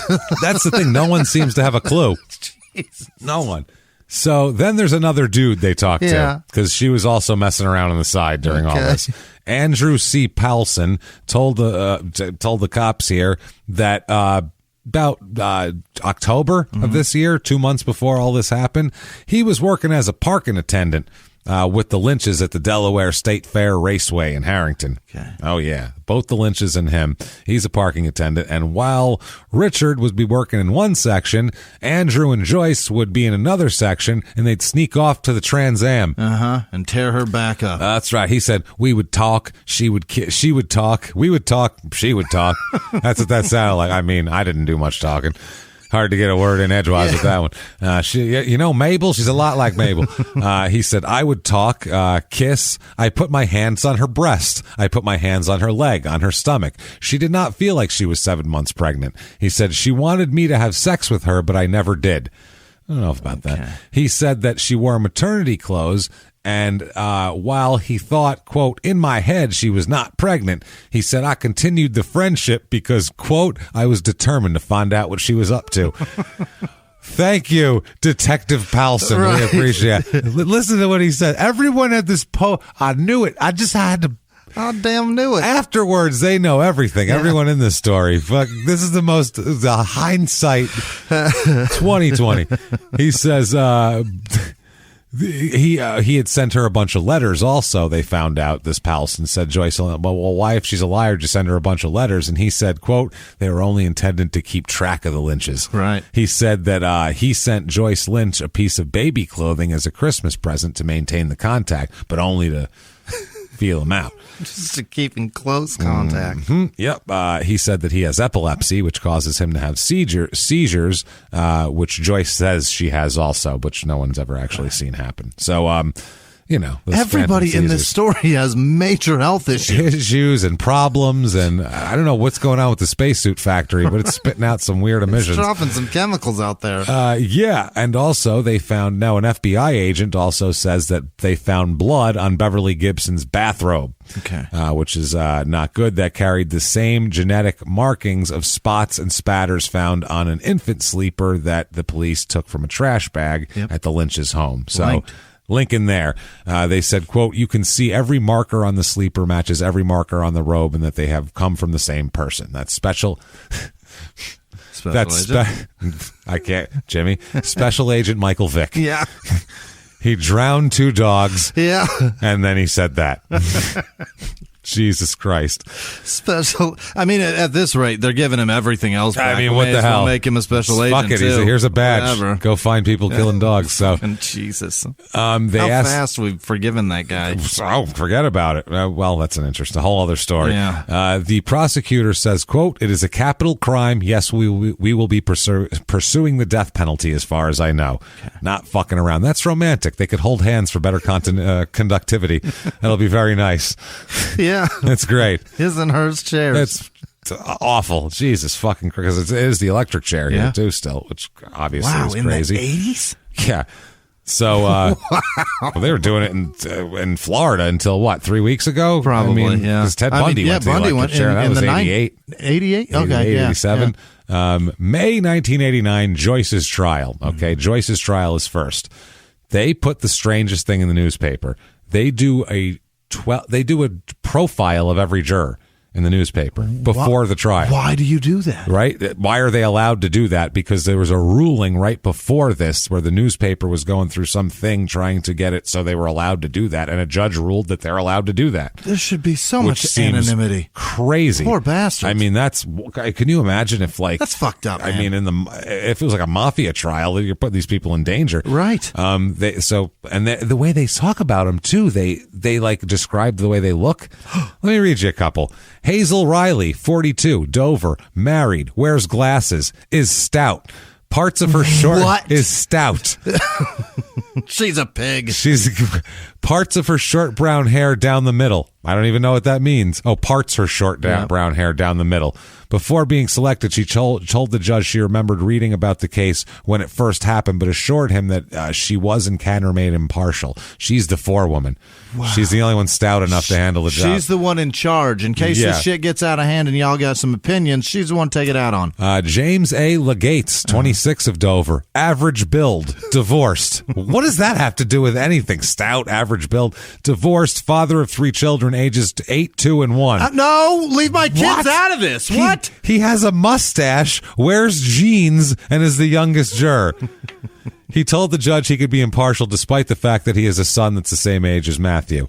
Marion M. Haller, 54, of Milford, married, has 2 grandchildren, ages 2 and 4, in case you want to kidnap them, who live with a daughter in New Jersey. No! Jesus. You can find them in Jersey. Wait, short brown hair, stern expression. What the Might as well fuck? say, not real hot, not turning me on. She looks pissed. Don't really jerk it to her. Not going to stroke to her later. George M. Dixon, 48, married, address unknown. That's good. A white-haired short man who wears tinted wire-rimmed glasses. A guard at Delaware Correctional Center near Smyrna. How is he allowed to be a juror? Truly. He's going to fucking deal with this. That's where that guy was. Mm-hmm. That's where her husband was. Right. You can't do that. That's not right. Said he knew of one of the witnesses who works in the canine unit, but didn't know her. Said he would not judge her credibility different from others. Donald Francis Neeser, 56, of Smyrna, married, retired military officer, used glasses to review his juror profile form, but does not wear them normally in court. He is of average height, has short black hair that is beginning to gray. Fuck you, man. He has a deep voice and a stern demeanor. Oh, my God. Mary Lou Hurd, 50, Dover, married, short, stylishly dressed woman with short brown hair with specks of gray. One of few jurors during the selection process who spoke clearly and directly to Ridgely when queried about her ability to serve. Has a 23-year-old son. I mean, I kind of want to fuck her. Yeah. I mean, she's pretty hot. What is this? Vetra A. Gunter, 27, address unknown, married to a prison guard of whom she told Ridgely doesn't discuss work with me. When on jury duty 3 years ago, she complained that it was a waste of taxpayer money to keep so many people sitting around doing nothing all day. Is a mortgage loan adjuster for a bank. Teresa Whalen, 68, married and retired, grandmother, has curly white hair. She likes a single strand of pearls with her outfits and admits to a hearing problem. What is this, a dating profile? As soon as she reaches her seat each day, she immediately untangles a hearing device about the size of a transistor radio and places the orange earplugs over her ears. I don't use it all the time. At this time, this is just like a backup, she says. Great. She has plenty of extra batteries with her, she says. Norman Yankwit, a corrections officer at the prison near Smyrna. Another corrections officer. So many of these people. Like Juror 4, it says, hasn't had any contact with the Lynches, who are being held separately here. Mostly bald with connecting sideburns that lead to close-cropped beard and mustache. What does this matter? Lawrence Maroney. These are just great. I'm going to keep going. He's from Hazelville, so he knows. Wow. Short and round with thinning black hair. Remembers that, quote, one was shot in the doorway and one in the car, and that the baby was missing. Said in spite of what he knew, he had formed no opinions. He's been to see Mabel. He's formed a fucking opinion. No, I'm just going to sit it out and see what happens, he says. Robert Lee Bloodsworth, tall, balding, and thin, has a 3-year-old son and a 2-month-old daughter. He said that wouldn't affect his partiality. And Oscar Collins, heavy-set, balding gentleman who relies on black-rimmed glasses as he often sits forward in the jury seat. He has 4 grown children and 4 grandchildren. They give their ages, too. Ridgely asked him during the process, he works for a gas company. The last time he read about the case was, quote, when it happened, and I don't know what year. Mm-hmm. Okay. So, like I said. That's unbelievable. And that guy thinks he's being a journalist, right? Yeah, he thinks he's going out of his way to get to the bottom of a fucking a news story that everybody needs to know. But what you're doing is invading people's privacy. They need to know the jury forewoman's fat, Jimmy. They need to know that man is unattractive. Otherwise, what's going to happen? We need to know how blind and deaf these fucking ugly people are.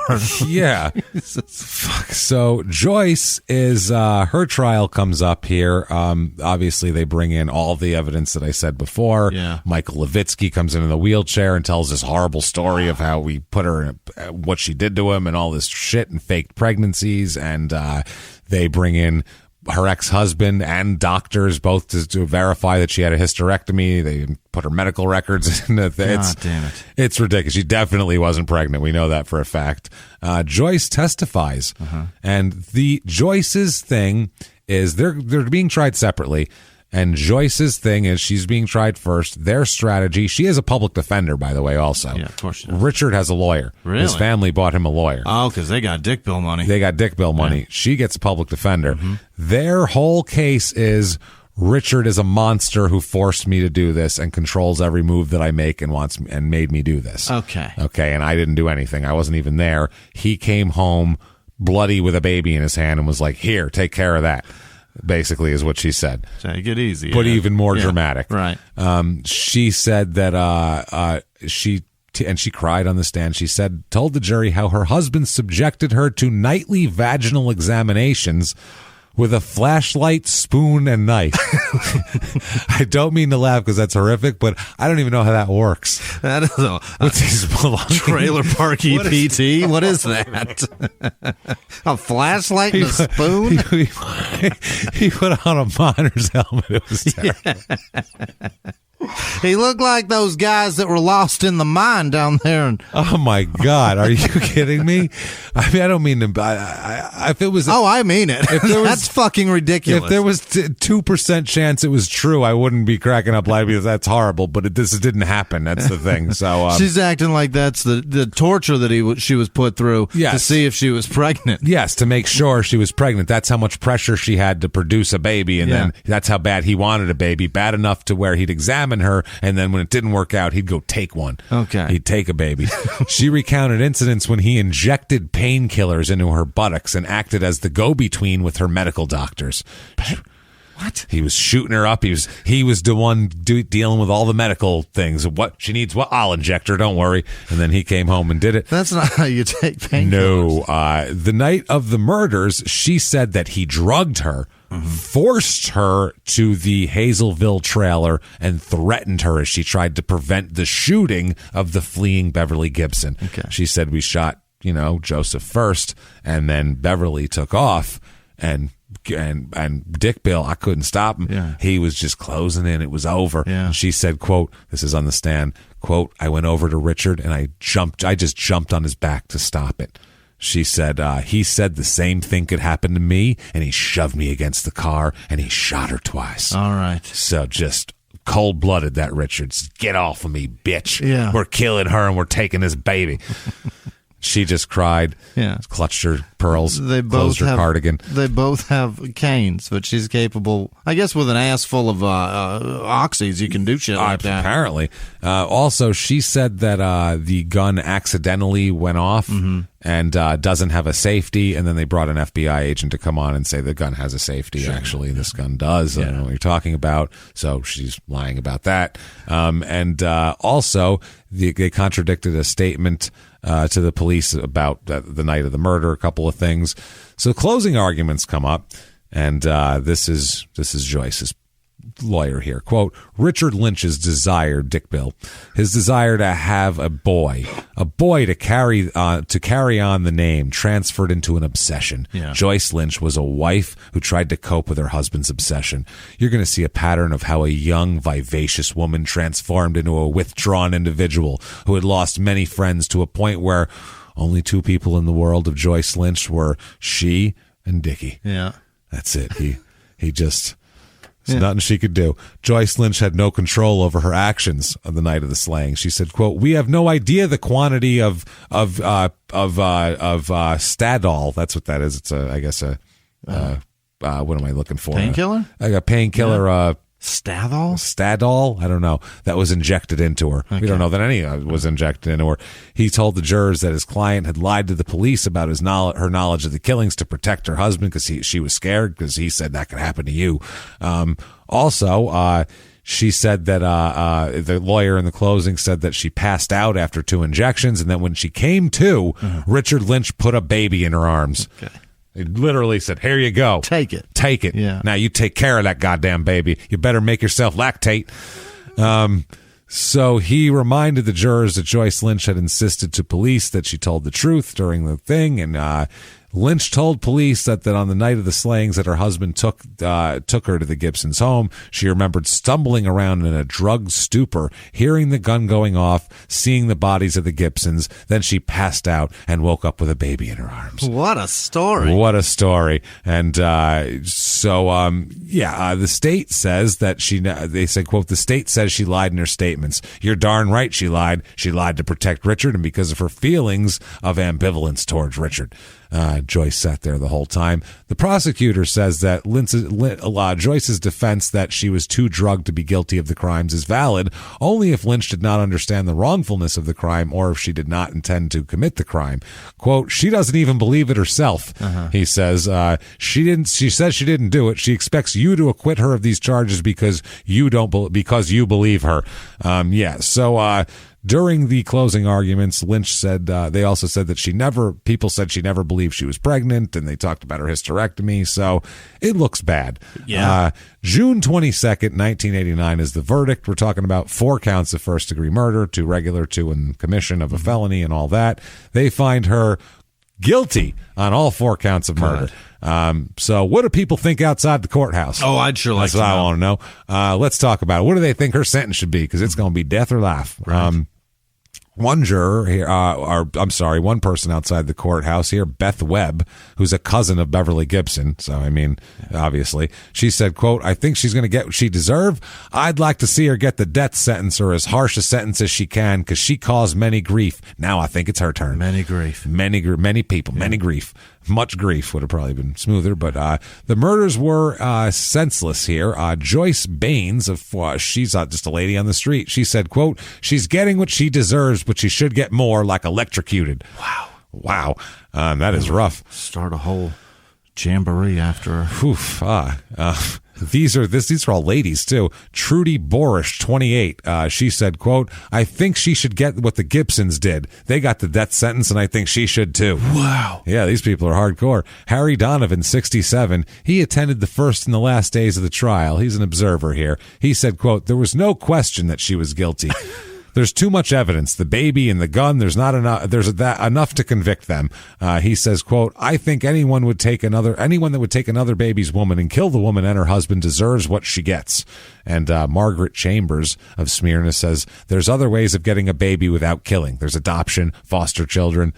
Sex. Very true. Yeah. Fucking. Yeah. So the next day, sentencing comes around. Life or death on the table. Yeah. You, ma'am, may fuck off. Life. Yeah. Without parole. Oh, they're going to hang on to her forever. Forever. Life without. September 89 is Richard's trial. Okay. Now, pre-trial here, there's some shit they got to go over, some evidence. First of all, there's some juror things. There's suppression hearings to keep the juror from seeing photographs used to identify Richard Lynch as the man seen in the hospital looking at nursery people. Okay, so they're trying to get that ID out of court. They don't want that because that connects him to the baby right there. You get him out of the baby thing, and then you got a case. So they do that. I believe. By the way, Your Honor, this is a. But what do they want? Pictures and witnesses? This is a court of law. There's no place for evidence here, Your Honor. This is ridiculous. You have to suppress this. You have to admit, Your Honor, that picture looks exactly like my client. I'm that's sorry. Not fair. That's not fair. I mean, clearly, they're going to find him guilty if they see that.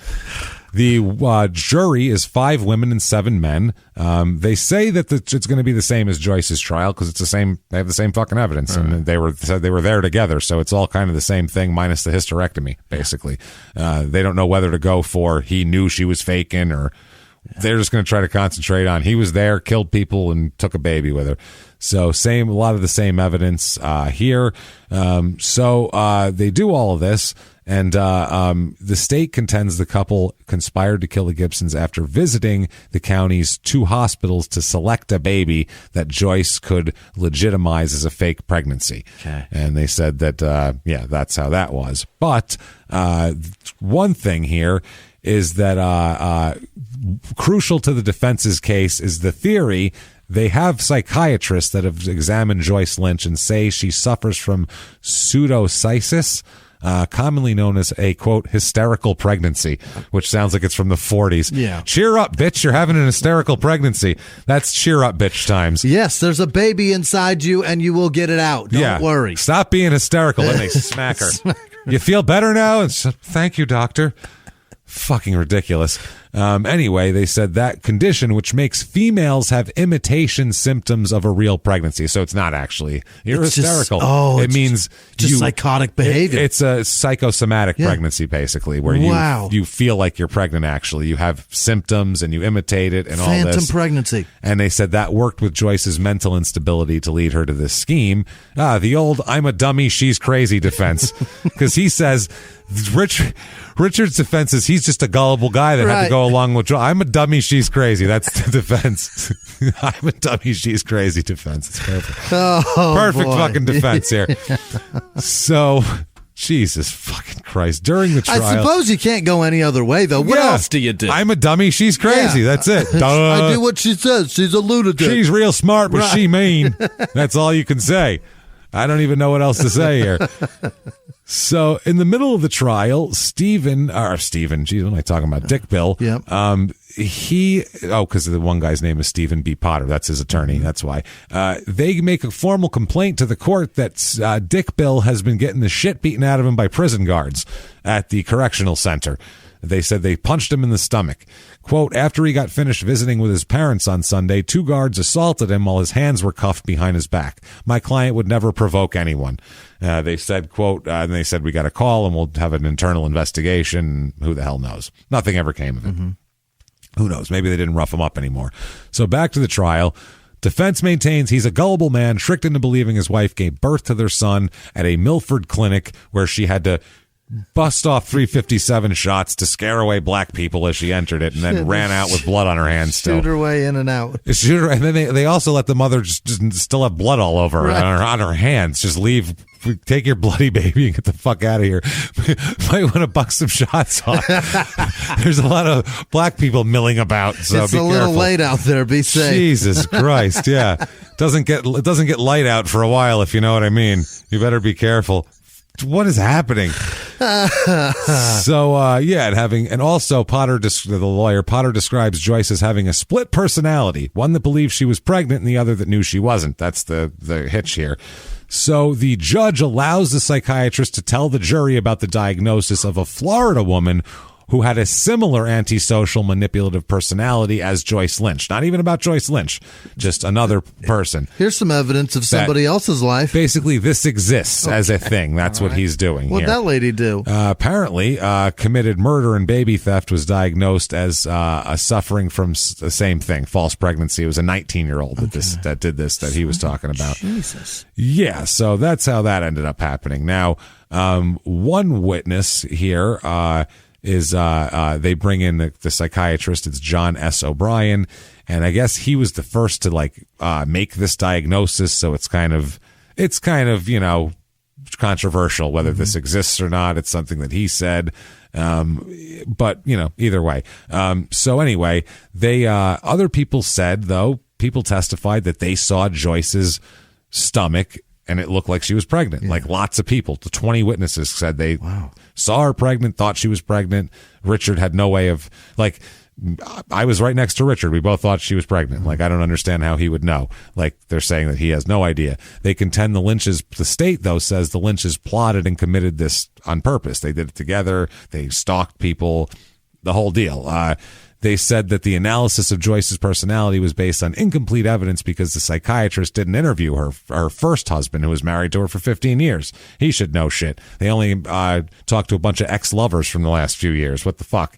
Virginia Lynch, Richard Dickey Bill's mom, testifies that about her son's character, and that Richard was easily manipulated by a woman like Joyce. So the closings here. They talk about how state police interviewed him at his home. They took 2 statements, and he admitted that he gave false information to the one statement when he gave another. He said in his second statement he began to realize his wife must have been involved in the killings. So he's like, oh boy, what am I going to do now? They said it was possible that Richard Lynch was taken in by his wife's false claims of pregnancy. He said Joyce Lynch was mentally disturbed, domineering woman who was obsessed with having a child, and described Richard Lynch as, quote, docile, immature, and subservient. I'm a dummy, she's crazy. That's the worst 3 words to put together. Docile, immature, and subservient. Eesh. He said, they said expert witnesses, they said that they contended the police lied about how Richard Lynch's thumbprint ended up on a note bearing directions to the Gibson home that was found there. They're saying it was a big lie. They did it on purpose. They said that Richard Lynch testified that he saw the note for the first time and touched it after the arrest. They said they showed it to him and he picked it up, and that's how they got his fingerprint. That's the first time he ever saw it. That's the first time I seen it and touched it. Now, like I said, he wasn't with her when she was seen stalking around in the car and asking directions to the thing, so who knows?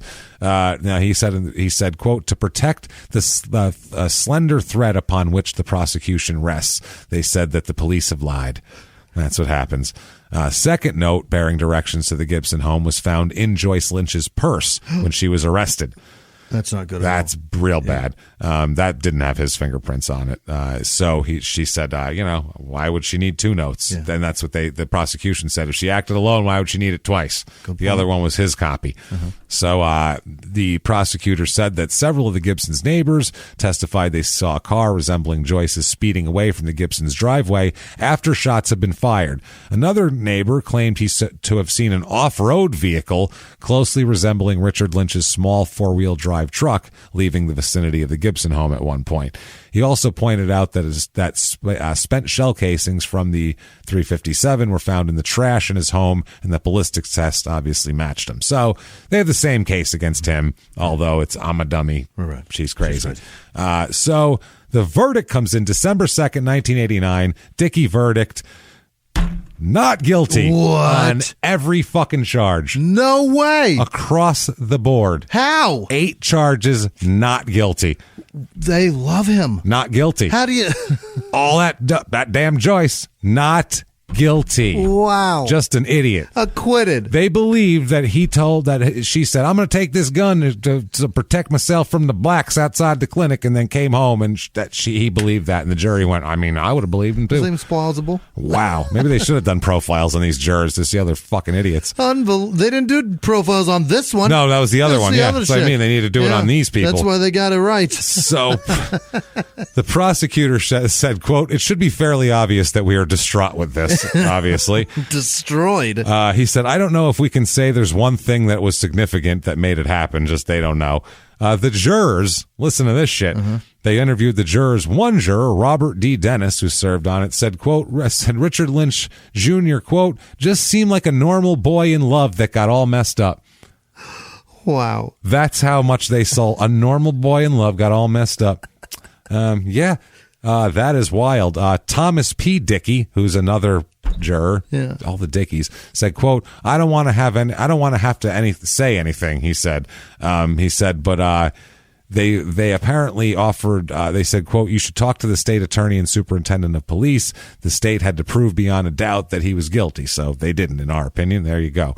He said, quote, one said, quote, I feel sorry for the Gibson family, but you can't let that interfere with what you're doing. He said they apparently kept cutting down and they took the initial vote and then kept cutting down and eliminating the differences in the verdicts over the next 3 days. And they said, quote, when a young man's total life is at stake, you got to be sure you did the very best. We weren't there to impress people, and we did our best. Not here to impress you. We're trying to do this right. And we think he didn't do it. The defense attorney said, fuck yeah! What Thank God you did that. He said everybody had him convicted, but the matter of the fact is he was innocent. Victims' relatives are pissed, obviously. Sure. One here, Barbara Ann Statz, who's the sister of Beverly Gibson's father, said, I just can't believe it. The Gibsons and Webbs are a dignified family, and what we feel is better left unsaid. They bought that whole thing. Classy. Yep. Then she said, I can't believe it. Another one, Richard, who is this? This is Jean E. Statz. That's the 17-year-old cousin of Beverly. She said, quote, I have a question for the jury. Who made this uncalled for, shocking decision? Did you honestly listen to the state's attorney, or were you sleeping? Uncalled for. Uncalled for. Now, back to the mini mart. Mabel said, they asked, how are people feeling? Mabel said, they're upset. Yeah. They're upset. She said that, they feel like they're of equal guilt, the Lynches. Customers expected a conspiracy conviction, saying they couldn't believe Richard Lynch could be so gullible that his wife faked a pregnancy, murdered, and stole a baby without him knowing. They said, quote, he might not have pulled the trigger, but no one can tell me that he didn't know about it. Yeah. He had to have some kind of knowledge about what's going on, one customer says. And they said that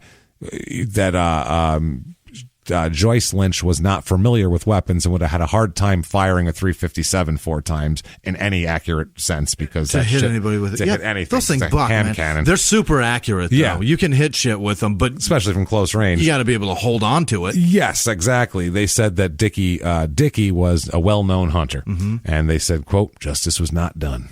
That's what they said there. I tend to agree. Dickie Lynch said himself, old Dickie Bills, he said, quote, I think they got it right. He said, quote, I feel sorry about what happened. Ain't nothing I can do to change it. That's exactly what, ain't nothing I can do to change it. That's how they quoted him. So Dickie's a free man. They let him out of jail. Yeah. He's like, is this for real? Are they Y'all going to cop it? Is Ashton Kutcher going to pop out somewhere? I know that show's coming up soon because I feel it in my blood. He said, they asked him, what are you going to do? He goes, well, I'm going to pursue a divorce, first of all. Yep. And his wife said, Joyce said she's been trying to pursue a divorce also, to file her own divorce from her jail cell, but it's difficult. He gives a bunch of interviews, gets phone calls from people, hangs out. What was your first day like? He said that on his first day off, him and his old friends went to the Elks Lodge in Milford, a favorite hangout for him and his wife.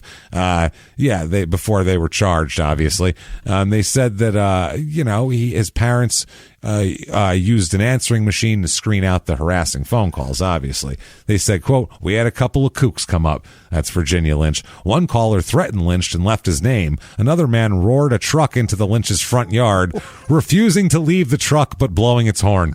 Just standing out in the front yard blowing the horn. "We want to get away for a little while," Virginia Lynch says, but her son plans to stay in the area because, quote, "everybody knows he's here." And the guy who owns the Lynch's house, where the baby was found and all that type of shit, he's bought the house and he says it's great. He said, "Publicity hasn't bothered me at all." He gives tours of the red brick rancher, pointing out the small room where Matthew Gibson was. Gross. That's where they kept him, right there. Oh my God. And people come over. He works for a railroad firm, and his friends are like, think he's crazy. He said, "It really doesn't affect me. They didn't kill him here. If they had, I won't think I would have bought the house." That's good. That, everybody, is Houston, Delaware. Tell me that's not one of the craziest Phillips, Oklahoma level stories we've ever goddamn had. It's real life Raising Arizona minus killing Nathan, Arizona. Yeah, minus brutal butchering of the two parents. Right. So his name was Nathan, Arizona. Nathan, Arizona. Yeah, I'm the wife. I couldn't remember her name. I don't know her name. I don't know either. Bethany, Arizona? I was going to say Nathan and so-and-so, and then I didn't have it, so I just said I had the Arizonas. I don't know what her name was. So, yeah, that's a crazy-ass story.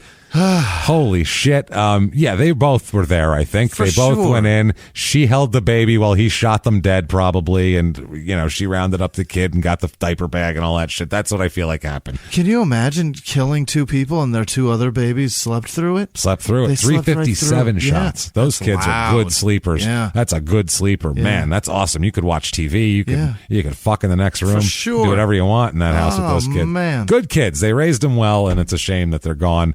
And anyway, if you like that show, holy shit, tell us about it. Tell the world. Get on Apple Podcasts. Give us 5 stars. It helps drive us up the charts. It really, really is a helpful thing to a show. I don't know why.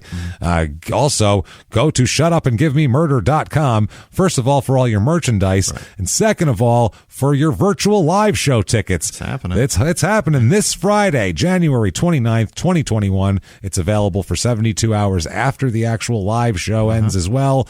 So check it out. I'm telling you, it's a real show. We're going to pretend like we're in a theater, visuals, microphones. It's on. Get there and check it out. Seriously. I can't wait. Do that. We can't wait. Shutupandgivememurder.com. Real case, good stuff. Let's get fucked up virtually together. Let's do it. Yeah. No, I'll be on a lot of edibles there, so it'll be good times. Jimmy will be drinking his whiskey. It's going to be fun.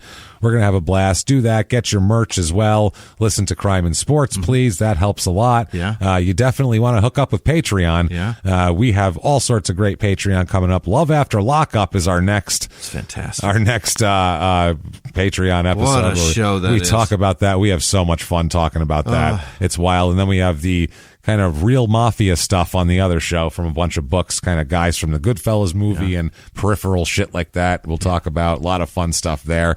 That is patreon.com/crime and sports. And in addition to that, you will get a shout out. Jimmy will mispronounce your name. Ruin your name because you're a producer. Now, if you just want to have good karma and still be a producer, very easy to do that over at PayPal using our email address, crimeinsports@gmail.com. Right. You can do that there. Follow us on social media. We are at Murder Small on Twitter, at Small Town Pod on Facebook, and at Small Town Murder on Instagram. That said, there's only one thing for me right now. I need the list of the most fabulous, wonderful, goddamn people who would never murder us and steal our babies. Jimmy, hit me with that list right now. This week's executive producers are Susanna Platt, Melissa Turner, Matthew Nielsen, Courtney Chenier, I think. Chenier. Jordan Bennett. Again, thank you so much. Thank Claire you, Koenig or Koenig. Birthday too? Last week, that's right. No, it was like a month ago. Oh, we should redo this. No, you're good. Okay. Just messed up. Happy. Oh, it was just last week. Again, that's right. Birthday. Yeah, you're right. Claire Koenig or Koenig, I think. Hafid Cristobal. He's a Bears fan who loves us terribly. He's a sweetheart. Thank you, Hafid. Peter Renix Bailey with no last name. Hans Dickel. Nick Brown. Justin Autry. Bethany McGee. Dylan what is this? Incantalupo. I was going to say it's probably Italian, and there it is. Jake McDonald. Rachel Hilliard Brown. Zuri Coley Galloway. Erica Schaefer, Mike Daniels, Aldo Felici, and his wife, Alexandra. Felici. Of course it is. Well, thank you. Right. Amanda King, Byron Pearson, Elliot Bressler, and Andy Owenby. Thank you guys so much for everything you do. We truly are at your feet. Just to be at your feet? Is that what he said? I don't remember. Other producers this week are Brendan Abels, Danelle Randall, that's Judd Spisdy, Travis Marshall, happy birthday, Aaron Newton, Rogue Riley Creations, Liz Vasquez, Jennifer Baird, Anna Lakey, Norma Gardner, Sean Mayorani, Shane and Lindy Grant, Jacob Cook, Melanie Aguilar. Anglicize your last names, fellow Italians. Maxwell Davis, Eric Schiller, Rabbi Shmulalovich. I don't know why he likes me saying that. John Kelly, Andrew McCoy, Lisa Moore, Craig Widgecans. I don't know. That's never going to happen. Amanda Knight, Caleb Cook, Nicholas Kaltsis, Ingrid Stoke, Mary Brutus, Sarah Surridge, Emily King, Melanie Elisa Darcy, Dustin Manley, Megan Guza, Michaela Rotert, Janice Hill, Todd Robertson, happy birthday, Pasqualani Ilardi. Nope, that wasn't even right. I was all excited about it. Pasqualina Ilardi. Total Axe in Michigan. If you like throwing axes, that's the place to do it. You go, okay. That's so much fun. I swear to God, James, I want you to do it. It's a blast. Valerie Callahan, Froggy Fred, Deborah Townsend, happy birthday. Jude Kendall, Maria Rasper, Sandra Hurd, Victoria Blau, Thomas Smith, Trey Jelly, Christopher Shadow Lord Tope, Ashley Vio, Barbara with no last name, Ryan Rayan, Kimigisha.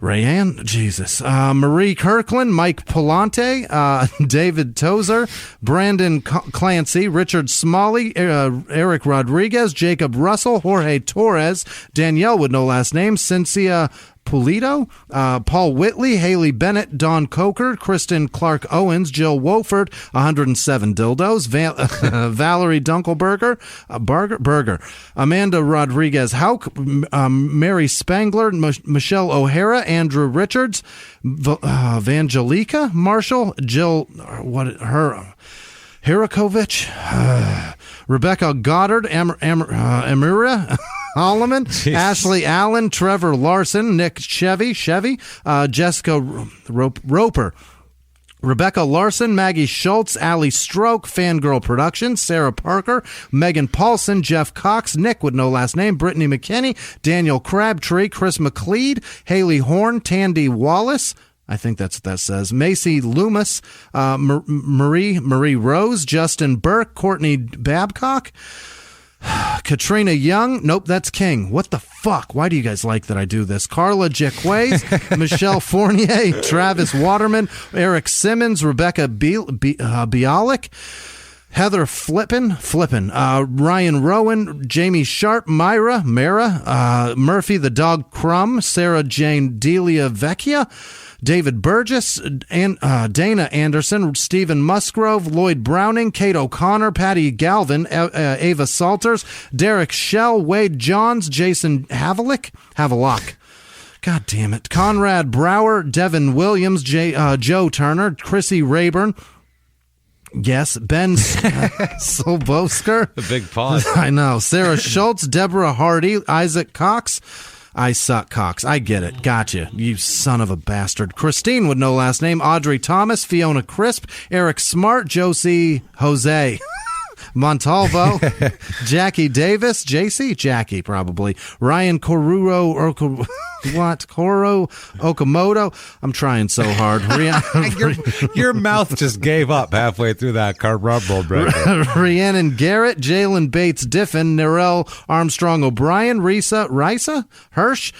What is this? Michael? What? Michle. Is that really Michael? Burge? Mikkel? I don't know. LBC, Dana, no last name. Melinda Nutt, probably. Sarah Gardner, Melissa Hanna, Nikki Allen, Bailey Chapman, Clinton Watton, Catherine Schmidt, Melissa Benson. God damn it. Amanda Kirshoff, Destiny Lewis, Candace Metzler, Stephen Haas, Brenda Calicote, Devin Hess, Mario Guerra, Greg Arnold, Zachary with no last name, Amy Fenton, that's an N, not an M, Travis Eisel, Nick Jacoby, Emily Crum, Wayne Holland, Kate Meredith, Edward Hansen, Gina Shovey, Nate with no last name, Brandon Bonderson, Jameel Parker, Matthew, nope, that's Mark, Pietrowski, Stacy Peterson, Moises Lopez, Ella Ellis, Esther with no last name, Melissa Jeter,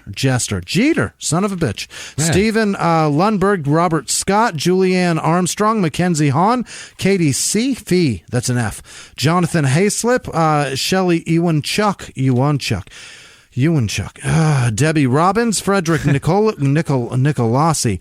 I'm sorry, Frederick. Whitehorse Eventing, Chloe Smythe, I think. Smith, could be either. Tremaine lastly. Austin Johnson, Brandon Anderson, Kevin Carter, Jim Hackman, Rattle Pod, Akadzali Reynoso, the Pud, James, the Pud. The Pud. Well, there's the one. There's several of them, but that one's the. Nicholas Brown, Anna Birdseye, Hope of the Frozen Vegetable Fortune, Misty Baird, Cody Clement, Ian Steven, Even Steven. Yeah, there we go. Christopher Leonard, Cameron Smith, what is this? Mojarola, what? Is that real? Mojirola Owalabi? Tom Thurlow, Kayla Lopez, Quentin Kaspari, Jenny Woods, Ian McQuiston, Alex Chapman, Crystal O'Brien, Whitney Dixon, Christy Martin, Gygax Fan. That's I know what that is. Is that the inventor of Dungeons and Dragons? I think it is. I think that's right. Amanda Charles, Carly Schrantz, sorry. Kotessa Spalding, Cindy Sutton, Joanne Karnatowski, David Holloway, Mike, nope, that's Mark Wilkie, Danielle Damara, Nick Bukleglu. Tiana with no last name, Alexis Stark, Jessica Macklin, Brandy Toussaint, Christina Norton, Nick with no last name, Jenny Picard, Jimbo Hoy, Dirty Balls Podcast, Laura Latner, Gordon Duncan, Giggles Shearer, Chris Cook, Lisa Becker, Tommy Marlowe, God damn it, Drake Sharp, Lisa Whittle, Christy with no last name, Jerry White, Alexandria Parks, Tara Kershaw, Martin Thompson, William Wise II, Bobby Bergstrom, Anne-Marie Bryant, Chad Bartling, Katie Toolman, Jacqueline Sauer, Audria Allen, Ricky Durr, Titiana, Sanchez, Jesse Eddy, Tiffany Flores, Gavin Oberon, Kimberly Moriarty, Matt McCarthy, Nikki Kane, Summer Stevens, Jesse Bartle, Joseph Bain, Jason Baxter, Corinne Ertl. Is that a roll? I'm doing really well. Laura Leach, Jamie Osbar, Michael Frisbee. I hope that would be amazing. I hope you have $1 billion Frisbee dollars. Paul Steinbeck, Jolie, Paige Long, Jen Sarver, Avery Dabrowski, Melissa Tellini, Kate Brenchley, I've ruined it. Kate Eliza, Eric with no last name, Julian Mays, April Downing, Justin Wilson, Xavier, Carizales, Mitchell Berkey, Danielle, nope, that's Daniel, Lemaire, Rick Carter, Luke Casey, Alyssa Neva, Kaylee with no last name, August West, Brian Ribby, Daniel Ream, Joseph Sullivan, Marilyn with no last name, Luis with no last name, Jennifer Zugat Levy, Stephen Kubika, Michael, Mitch Schultz, Jason Davis, Nicole Ellerby, Kint, 1988, Peter Bignell, Melissa Yazzie, Tommy Trotter, Jeremy Hunt, Brandon Edwards, Billy Lynch, Chandra, Manny. I don't know. Jennifer, nope, that's Jeff. Harrell, Brandon Blizzard of the Dairy Queen Blizzard fortune. Clearly. Jeremiah Zediker, Jared Forer, Rachel McKenzie, Kelly J, Jesse Taman, Garrett Clark, Miranda Pollard, what is this? LVRSZZ. I'm never pronouncing that. Amanda Litz, Schmidt, God damn it. Andrew Ducholtz, Jamie Wojcik, get German with it. Lauren Acevedo, Daniel Harris, Stephen Ranks, Nicholas Hotchmuth, Stain Studios, Ben Mullen, Craig Williams, Charlie with no last name, Kathleen Thane Milgett, I think, Ernest Thomas, Rohan the Jeweler, Rohan Bajaj, hey, Madeline Stewart, Mike Virgo, And then Mike with no last name, Evan Post, Sean with no last name, and also Sean Mara. I love that when there's Sean and then another Sean, and it's two different people for shortsies. Sandra Hurd, Austin Richards, Captain Mowens, Kenzie Jones, Lexington Katsakian, Caleb Bamey, Not So Steely Dan, Sarah with no last name, Katie Benzinger, DJ Hoglio, Laura Salmon, Sarah Raboon, Kenneth Enoch, Mary Doubt it, Zach, nope, she does. Dave Brown, Michelle Dawson, Bailey Hall, Danny Schaub, Aaron Saxon, Jennifer with no last name, JJ Puck, I think it's Puck, Lauren with no last name, Emily Sorrell, Christy Facey, Rachel Spans, Tommy Rounds, Tommy Pounds is who it is. Hey, Namita, Tommy Pounds, he does. Namita Kara, Rezi Rez, Steve Geralt, that's Angel Kavanaugh, Nathan Sanders, Marissa Jane Rossi, hey, in 2 R's. Janice Rossi. Sarah Birnbaum, Brian Caxer, barely knows her. David Gleason, Jesse Senzabaugh, Linda Bright, Jen DeSimio, Robert Carroll, Pooh To El Kello Leia. I don't know. Matthew Lacewell, Mary Wood, Ashley Moore, Ben Sullivan, Mary Ann Dane, Kristen Buford, Jerry Rumney, Amy Beck, Elizabeth Metz, Andrea Hocknadel, Kristen Buford, C.R. Cronin, David Gomez, Caitlin Florian, Jesus, Jay Pewen Coffett. Fucking, that's a tough one, Jay.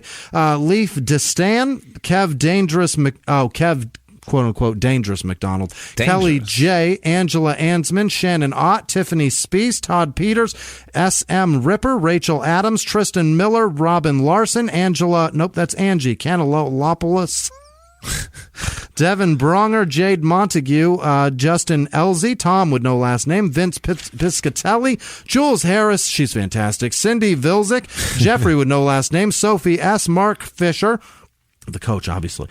Angie Kajawa, Jake Kokesh, Liza Rubachoud, William Shaw, Amanda Smith, M with no last name, Kenneth Allen, D's Nuts, Frank Lee, and also Frank Lee Osterhout. Thank you all so much, and all of our patron sponsors. You guys are terrific, and we can't thank you enough. Thank you, everybody, so much. Honestly, from the bottom of our hearts, you have done everything for us that our parents didn't do, our teachers, our everything else. You didn't do it, but they didn't, but you have. Yeah. So thank you for that. And what if they wanted to thank you, Jimmy? How could they get a hold of you? You can thank me anywhere you want. Shout it into the void. Yell out the window. Right, just do that. Fuck it. Yeah. There's nothing you can do to You know how to look us up on the internet if you want to follow us. That's good. I don't need it. Yeah, it's fine. But do it if you want. Thank you so much for everything that you do for us. Thank you. It's you're the ones that are important, not me. That's what I'm saying. Thank you so much. That said, everybody, I think it's time to call it a day. It's a crazy-ass story. Let's go to bed. I hope you enjoyed that, everybody. And I don't know, hug your kids. Make sure that your wife is really pregnant if she is. I don't know what the hell to say to you. Get a spoon and a flashlight. Get your spoon and your knife and your flashlight. A knife? What are you doing with the knife? I don't get it. Until next week, everybody. It's been our pleasure. Bye.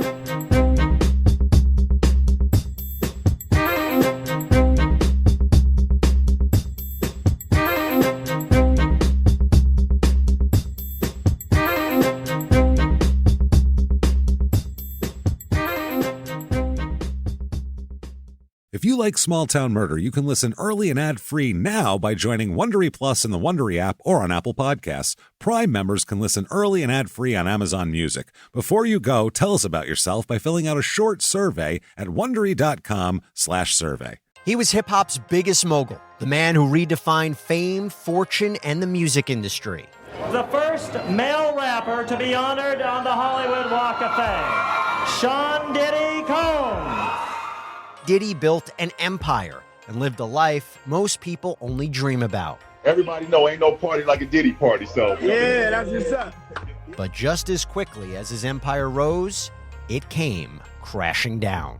Today I'm announcing the unsealing of a 3-count indictment, charging Sean Combs with racketeering conspiracy, sex trafficking, interstate transportation for prostitution. I was up. I hit rock bottom, but I made no excuses. I'm disgusted. I'm so sorry. Until you're wearing an orange jumpsuit, it's not real. Now it's real. From his meteoric rise to his shocking fall from grace, from law and crime, this is the rise and fall of Diddy. Listen to the rise and fall of Diddy exclusively with Wondery Plus